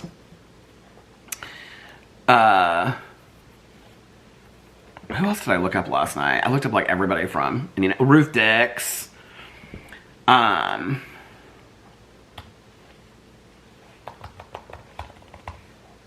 else did I look at? I need to look at my history.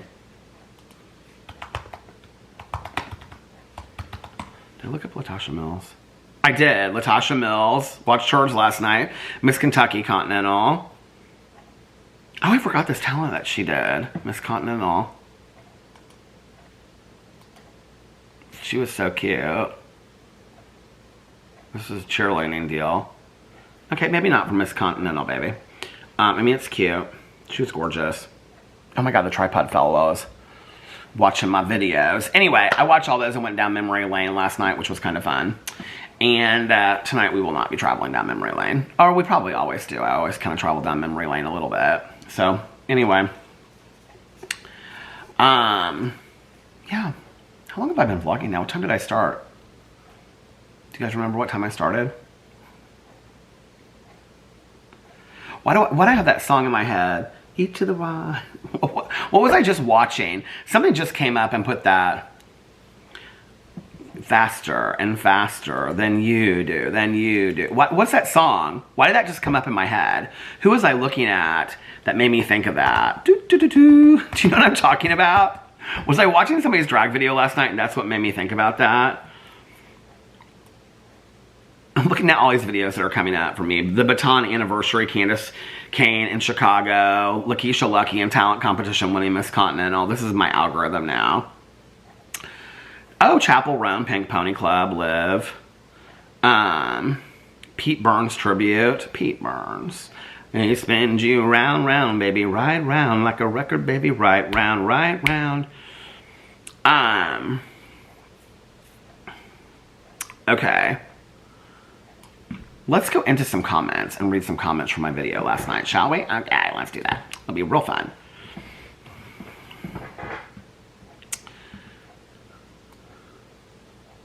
Chef Louise said, hi Louise. Oh, I like your little emoji. It's like a little penguin or something like that. She said, I love your videos. They're always on in the background. They're relatable and funny. Oh, you were so sweet. Silver Streams of Glow said, I love the vlogs. I learn a lot from you. Aw, you're very wise and have a lot of important things to say that the world needs to hear. I really appreciate that. I don't really feel like I have a whole lot that's important at all to say, so I appreciate that. And I love story time, and I can listen to the same stories over and over. Oh, you're so sweet. And you know what? You'll probably get to hear them over and over and over again. Charlotte left hearts.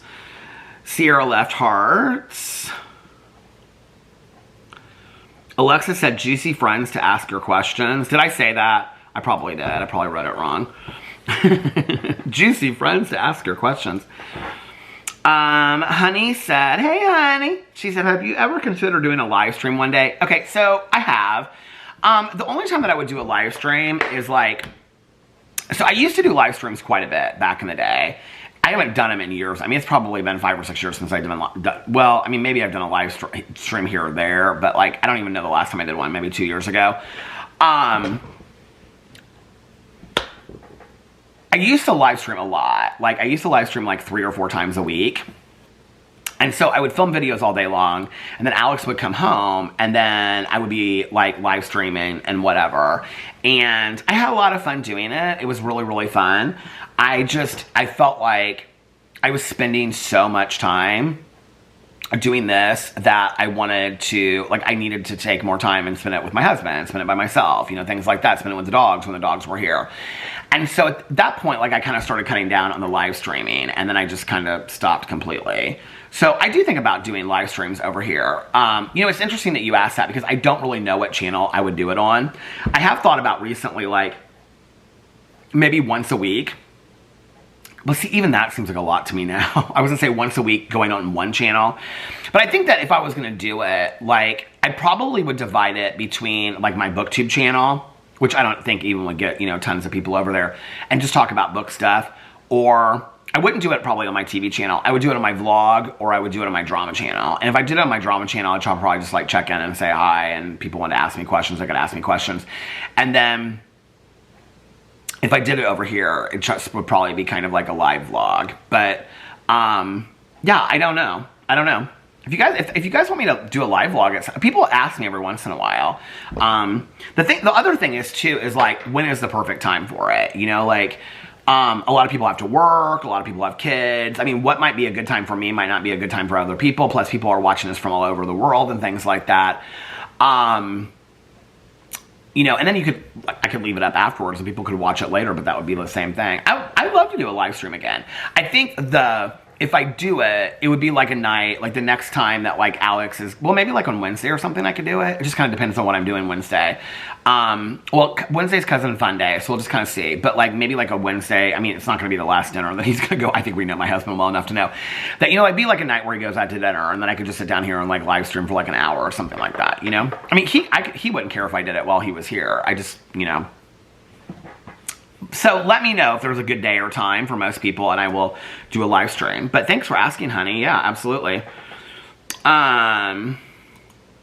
Christina said, I'm not as interested in award shows anymore. Learning accounting, and financial skills is a critical lifelong skill, and your mother was right. You can always find a job. It takes someone skilled to cook the books and not be caught immediately. Your grandmother did have a good career path for a woman at the time. I'm sure she did what she needed to take care of her girls, not for fancy cars, boats, jewelry, etc. Yeah, I don't know, like, it's interesting, like, knowing my grandma, like, part of it, like, of what I remember of my grandma, like my grandmother, okay, I think this is part that was hard for my aunt. I think it did come out a lot in my aunt, not so much my mom. But they did have really nice things when they were growing up. Like, they each had a car. And, like, in high school and college. And so, I mean, I remember asking my aunt, she was like, you know, I think that, you know, grandma's stolen money paid for it. I mean, they went to Miami for an entire summer. I've talked about that. They had very nice clothes and things like that.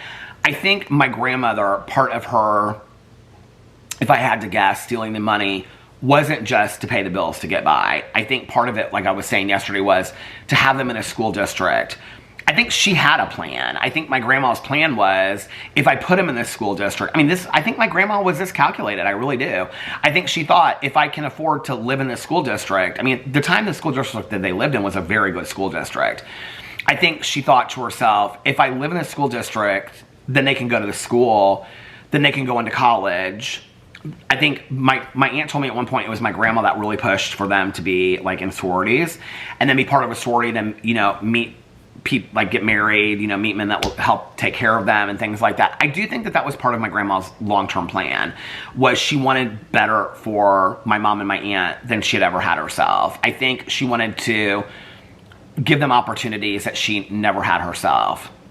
And I know that that sounds kind of, like, weird in the world that we live in today, but I think you have to remember this was the 50s. And so I think that her way was, like, positioning them so that they could meet men that they could marry that could help take care of them. Which is interesting because both my aunt and my uncle and my mom and my dad were very, like, equal contributors to, like, the marriage and things like that financially in both.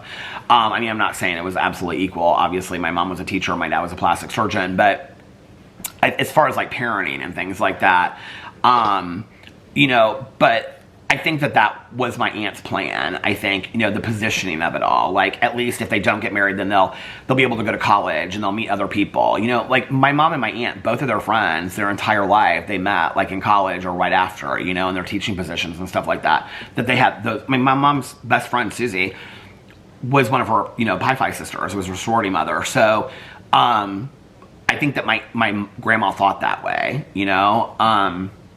But when I think of my grandma, it's interesting because my grandma, like, always, like, the houses I remember her having, the apartments that it's interesting how many times, like, I mean, I was, like, 13 when she passed away, and I remember, like, 3 different houses in an apartment. 2 apartments, because she was living in an apartment when she passed away. The apartment Knob in the Woods, which, you know what's so interesting? I should look this up and see where it was at. It doesn't exist anymore, but where was Knob in the Woods Apartments in Indianapolis? Because I don't even know. I feel like I've looked this up before on here. But, like, in the 13 years that I was alive, like, that I remember, which would have been, like, what, 4 or 5 going on. So 9 years. In 9 years, my grandma lived in 3 houses and 2 apartments. Why did she move so much? Like, I think that's interesting. I don't know any of those answers. I mean, that didn't even really occur to me, you know, until, like, I guess just now, you know, kind of. And so, yeah, it's weird to me, you know, when I think back on, like, all of that. And, like, my grandma always lived very, very poor. Like, she never lived extravagantly and stuff like that. So, no, this is the Woods Apartments. I'm talking about Knob in the Woods Apartments, Indianapolis, Indiana. Environmental profile of Knob in the Woods Apartments was located at, is this it?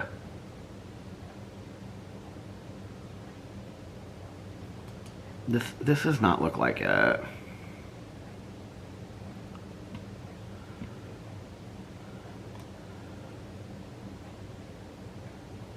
$2885 Waterford Street.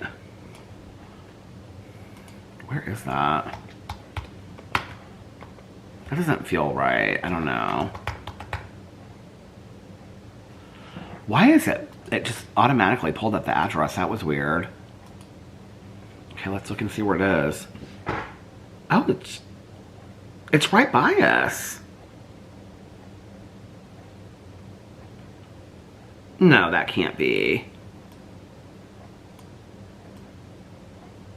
What?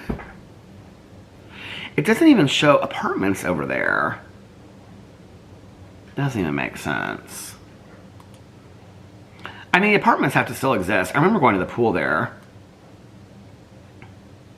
Is it now called the Northwoods Apartments?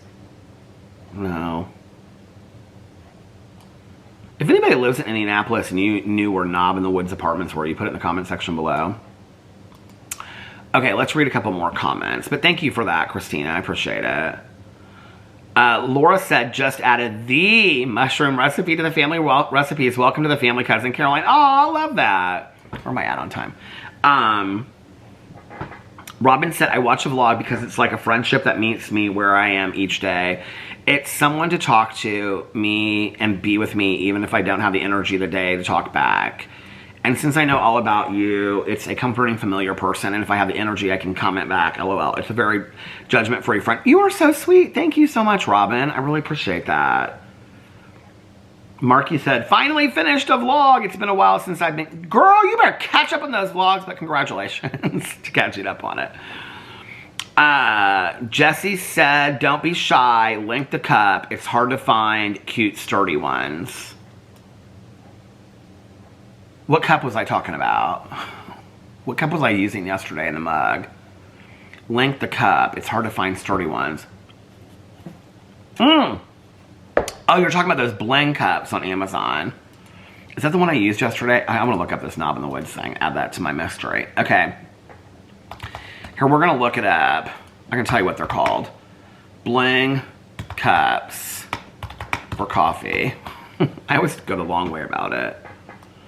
I mean, there's a bunch of them on here. Oh, this is cute. Look at that. Mean Plan Bling Rhinestone. It's like a handle coffee. Look at this one that's glass. $18. Dimex Handmade Rhinestone Crystals. There's so many pretty ones.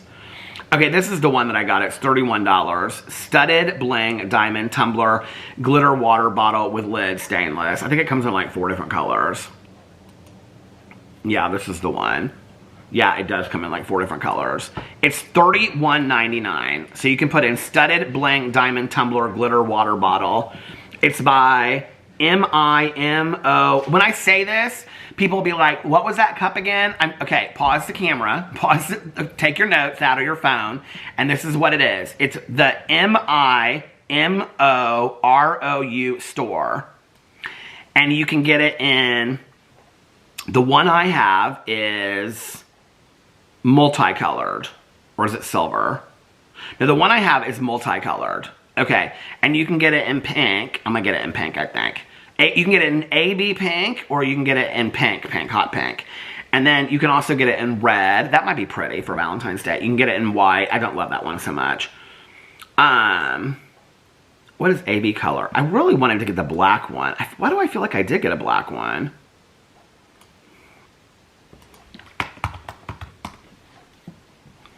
Oh, they got gold ones.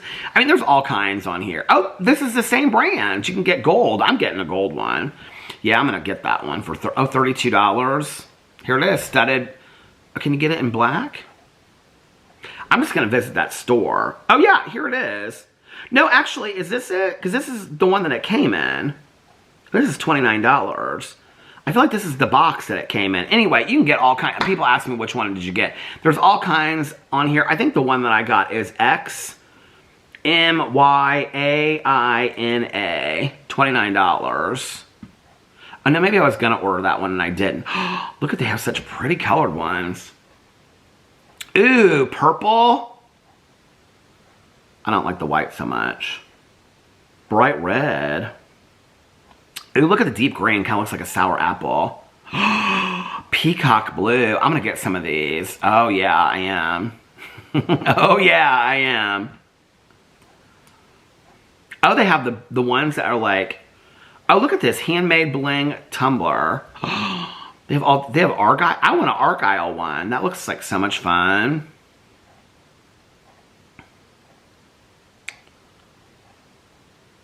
Okay, let's go back to the comments. I'm gonna leave that up. So Jesse, thank you for that. That's the, why can I not, hold on a second. Why is this not letting me, oh, there it is. Those are the cups. You just put in Bling coffee tumblers or cups on Amazon and it'll come up.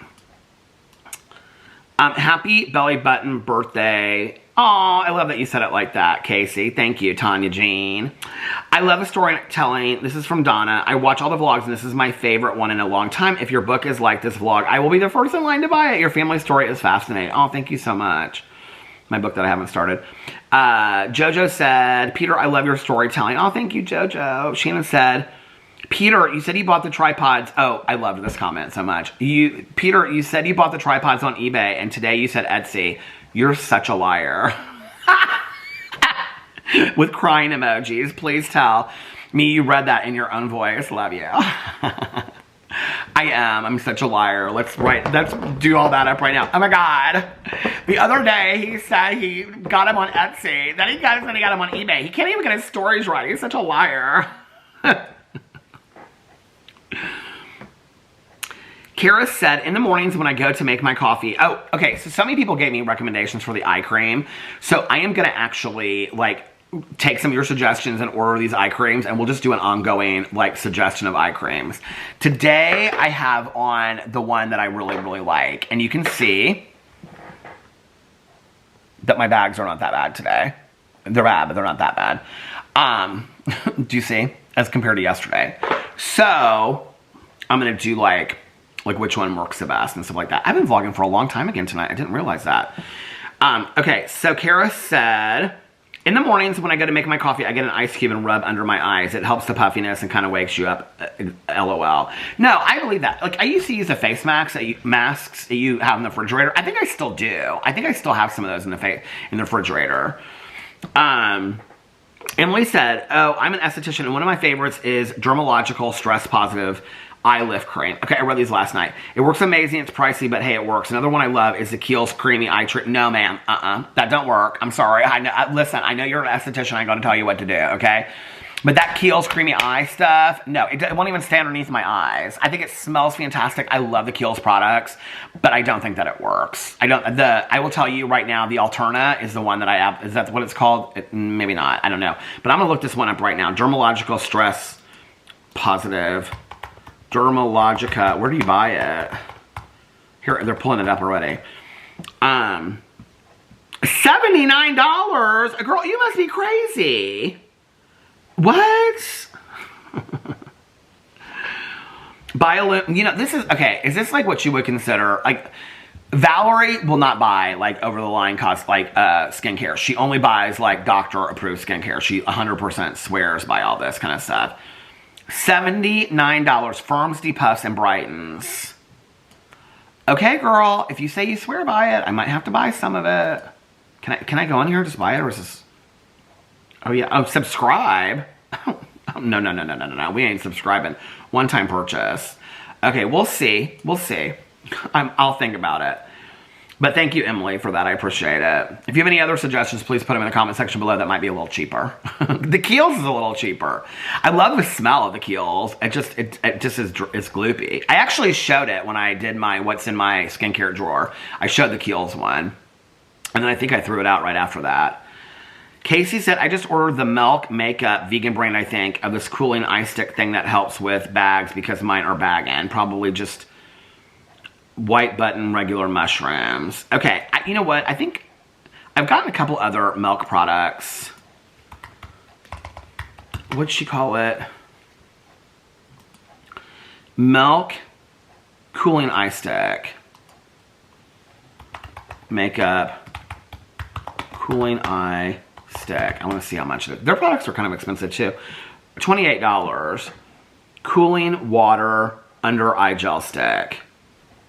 Now, I would get that. I like the Milk products packaging. Is that stupid? It's $28. Now, that I would try. I'm committed to trying it because, baby, I got the bags. I love the Milk. You know, I think what I bought was... I think Justin Anderson, I saw him use it. It looks just like this. It's like this red stick, and you put it here, and it's supposed to, like, bring some color to your face, but I don't really, you know, that's not like, oh, hydrating oil, cooling water. I'm just not good at that stuff. It's not that I wouldn't use the makeup. It's just that I'm not good at using that. It's not like necessarily even makeup. It's not concealer. I don't know what you would call it, rouge.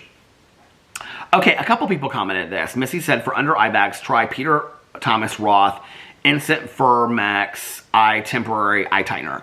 I think those are the eye things that Alex uses, the gold ones. Not that product, but I think that's the brand. What did you say? Eye tightener. Firmex, eye tightener. Let's see how much it is. His products are expensive. Oh, $38 at Sephora. Oh, here it is. $24. Why is that? Is it more? A 1 ounce. So a half ounce is $24 at Ulta, and a full ounce at Sephora is $38. Yeah, I'll try that. I mean, I'll try these. I think that'd be a fun review to do on my review channel. Curly said, your grandmother's story, make a book out of it. Well, we're thinking about doing that. Tamara, hey Tamara. She always comments. She said, when I was young, I loved the award show so much. I would get so emotional over them, and now I'm so damn bored. But I also hated football back then, and now I'm obsessed. Go figure. I do think it changes for a lot of people. Lana put blue hearts. Hey, Lana. Amy said, I look forward to these vlogs. Thank you. Oh, you're so sweet. Oh, here's another one. Jennifer said, Peter Thomas Roth Instant Firm Eye. Is that different than the one that I just looked up? No, it's the exact same thing. Okay. Y'all are going to have me spending some money on these eye creams. Thank you, Jennifer, for that one. Stephanie said, oh my God, I said you're already YouTube famous, and then you said I'm YouTube famous. I almost spit out my coffee. I love it. Friendly girl, hey girl, how are you? She said, I think you should do a vlog do a vlog once a week. I read this one last night. You mean like the one I did last night, where you go into old time stories, because I love hearing about how it was in those times, what people did, how much does it cost, like, that's intriguing to me. So I absolutely love this vlog, and I found out a lot about your family I didn't know, which was pretty cool. Thank you so much. If you guys have specific questions about like my family or things growing up or whatever, I would love to tell. Just let me know what stories you guys would like to hear. I think that would be a lot of fun to do. Brandon said, red light therapy shows a lot of promise in tightening skin, reducing eye bags, in addition to improving collagen. An at-home red light therapy device is a small investment. Okay, so one time, not too long ago, I can't think it was when Caroline and I were in Sephora. The girl there totally swears by him. I just know if I bought it, I have friends of mine that love them. I just know that if I bought it, I would never use it. But yeah, maybe I need to think about that. Maria said, oh my God, I had that Alon's tripod and I hated it because it was so small. Emily, I can't believe I never knew it extended. Am I the only one? Okay, so it's you and I both, Maria. Robin said, very excited that it's a 2-hour vlog. Just perfect for my flight to Florida. Robin! Hey, Robin. How are you? Gina said blue hearts. Okay. Sharna said, I have been listening to your vlogs for 10 straight hours while doing an end of lease clean. Oh, now I'm all cut up. It's time to get back to girl world drama, Amber Lynn and Foodie Beauty. Yes, I'm very fully aware. Y'all think I should become a girl world commentary channel? Let me know. Blue hearts by Smile. My big blue eyes, hearts and smiley face. Roden & Fields eye cream is magic, and I'm not an affiliate. It's worth every penny, said Elizabeth. Roden & Fields. We're going to look them up.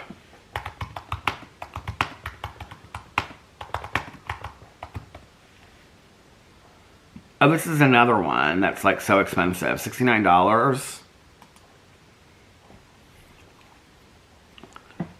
I mean, I have to like, it's not that I don't like believe you guys, but like that's a lot of money for an eye cream. When I thought $48 was a lot for the one, the Dr. Brandt. So I need to be really convinced if it's going to work.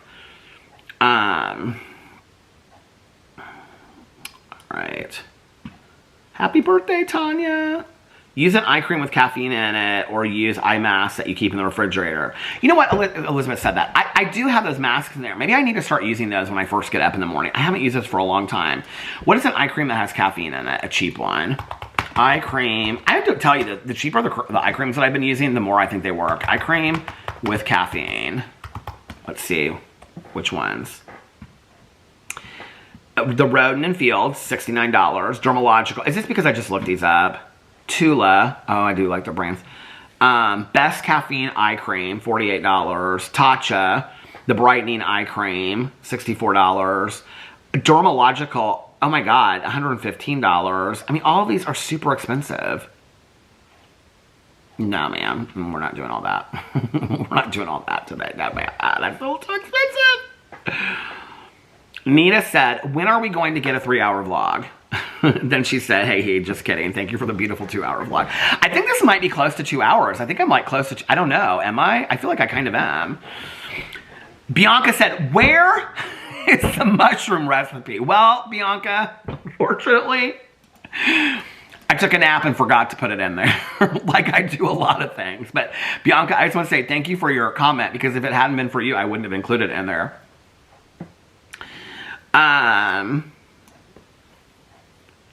Kayla said, have you ever seen the viral video where the lady shows how good that Peter Thomas Roth eye cream works? There's no editing or anything. That stuff works. I want it so bad. No. Kayla, can you send that to me on Instagram? I don't know what you're talking about. Viral video of... I want to look this up now. I want to see. If she does... Is it for real? Peter Thomas Roth. Peter Thomas Roth. Is it? You're probably going to say it's a TikTok. Eye cream review. I mean, I don't know which one. This is 268. That's product for bags. I don't know which one you mean. Miracle eye creams. Oh, this one has 25 million views. This is a short. Which video is viral? I want to see it. A TikTok review. Peter Thomas Roth instant. Oh my God, the tripod fell again. Somebody asked me yesterday. I just want to show this really quick. They said, don't these lock into place? They do, and there's like these little things here, these little bumps on them that you do it to lock them into place, but they come out really easily. Even if you lock them into place, they still go up. You see, like this is locked into place, and then it goes up. That's what happens when the tripod falls. I have no idea why. Okay, so when the tripod fell, I like had looked up this woman, and I'm like watching it, and she's putting, I think this is the video that Kayla said, because this is like this TikTok of this woman with a towel on her head. Is that the one you're talking about? I want to see it. Yeah, the bags under her eyes are not unsimilar to the bags that I have underneath my eyes in the morning. So I'm going to see if this really works like this. The problem is, somebody told me that a lot of these creams, they tighten the skin around your eyes, and then it actually makes it worse for your eyes. So she's putting it all over, like, I mean, her bags are probably 3 times as bad as mine. So she's putting it all over her bags, underneath her eyes. Like I said, somebody said that it loosens the skin, and then it just makes it a lot worse. She's sitting there just looking at the camera to see if it's doing anything. I'm not really noticing anything different. She's like waving her hand in front of the eye now. The video is 3 minutes long, so I want to see. Oh, you can... Oh, it is? What? Oh my God. She's waving her hand in front of it, like drying it.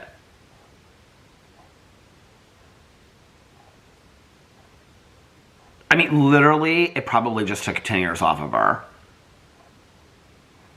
Oh my God, this is crazy. She's just constantly like, wait, is this the viral video you guys are talking about?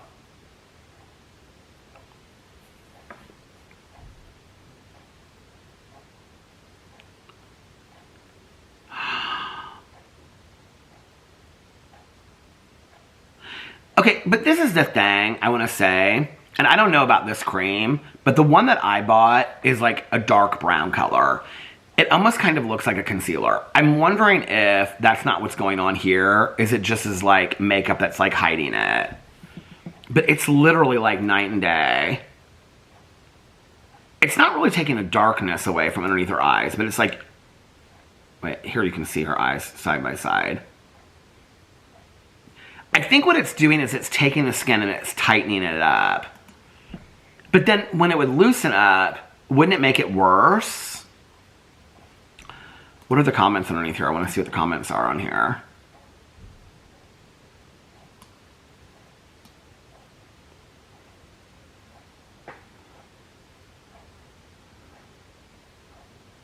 Somebody said they should give it to you for free forever. Best endorsement of a product ever.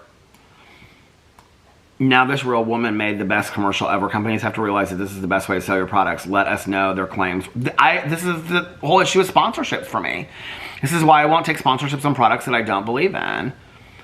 Absolutely, they should put her on the cover of a magazine. She is a beautiful and strong woman. I can see and tell. Best advertising video ever. Bless this woman's heart. She sincerely helped out so many of us who can't afford to surgically fix that problematic area.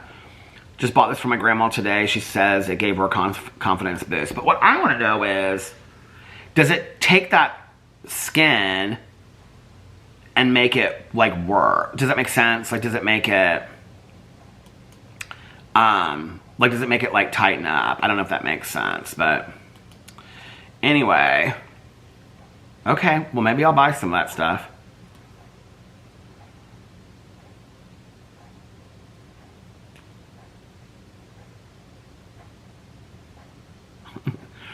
Amy said, when you read the parking spot question again, I was looking at the screen like, what the WTF? Didn't this just happen? Then you said, I feel like I have deja vu. I laughed and said I felt like it was deja vu. Okay, Amy, I don't know, but that was a joke, sweetie. I had read it before. I had already read it before. That was totally a joke. That's why I said it felt like deja vu. Had I already stopped reading comments? I feel like I had. Alice said, all cozy in bed of this cold sleeting. Oh, sleety night. My husband works out of town, so I'm home alone a lot. I always watch her vlogs. They keep me company. Oh, I love that so much. Emily, yes, I love the stories. Takes us back to the car vlog, she said, of when I used to tell stories back in the day. Okay, I just like went way, way, way, way, way down. Sherry said, Peter, I love your stories and just how funny and kind you are. I am grateful for each vlog, and you look forward to them each and every day. Oh, thank you so much. And Sherry also said, happy birthday, Tanya. So happy birthday, Tanya. Tanya Jean Applestein, prettiest girl I've ever seen. All right, I'm going to get off here now, and I'm going to get this up. Oh my God, y'all have an hour till the Super Bowl. It's currently 5:38. Do you think you can do it? Do you think you can make it? Are you going to watch it? I said to Alex on the way home, I said, I don't think I know one. I couldn't tell you like one Kendrick Lamar song. And he goes, I think he just won a Grammy. I go, what are like Kendrick Lamar songs? Well, I'm not going to even look it up because then it'll just make me look stupider. I'm sure if I heard it, I would know it. But I don't even know if I care to watch the halftime show. I think I'd rather read instead. Anyway, I hope that you guys are having a magically amazing Sunday and that you are getting rested, relaxed, rejuvenated, and refreshed for the week ahead. I hope that if you are in somewhere cold or we're getting storms or snow, that you're staying somewhere, that you are staying cozy and warm and safe. And, if nobody else has told you this today, I love you guys, and I will see you tomorrow. Bye. Love ya!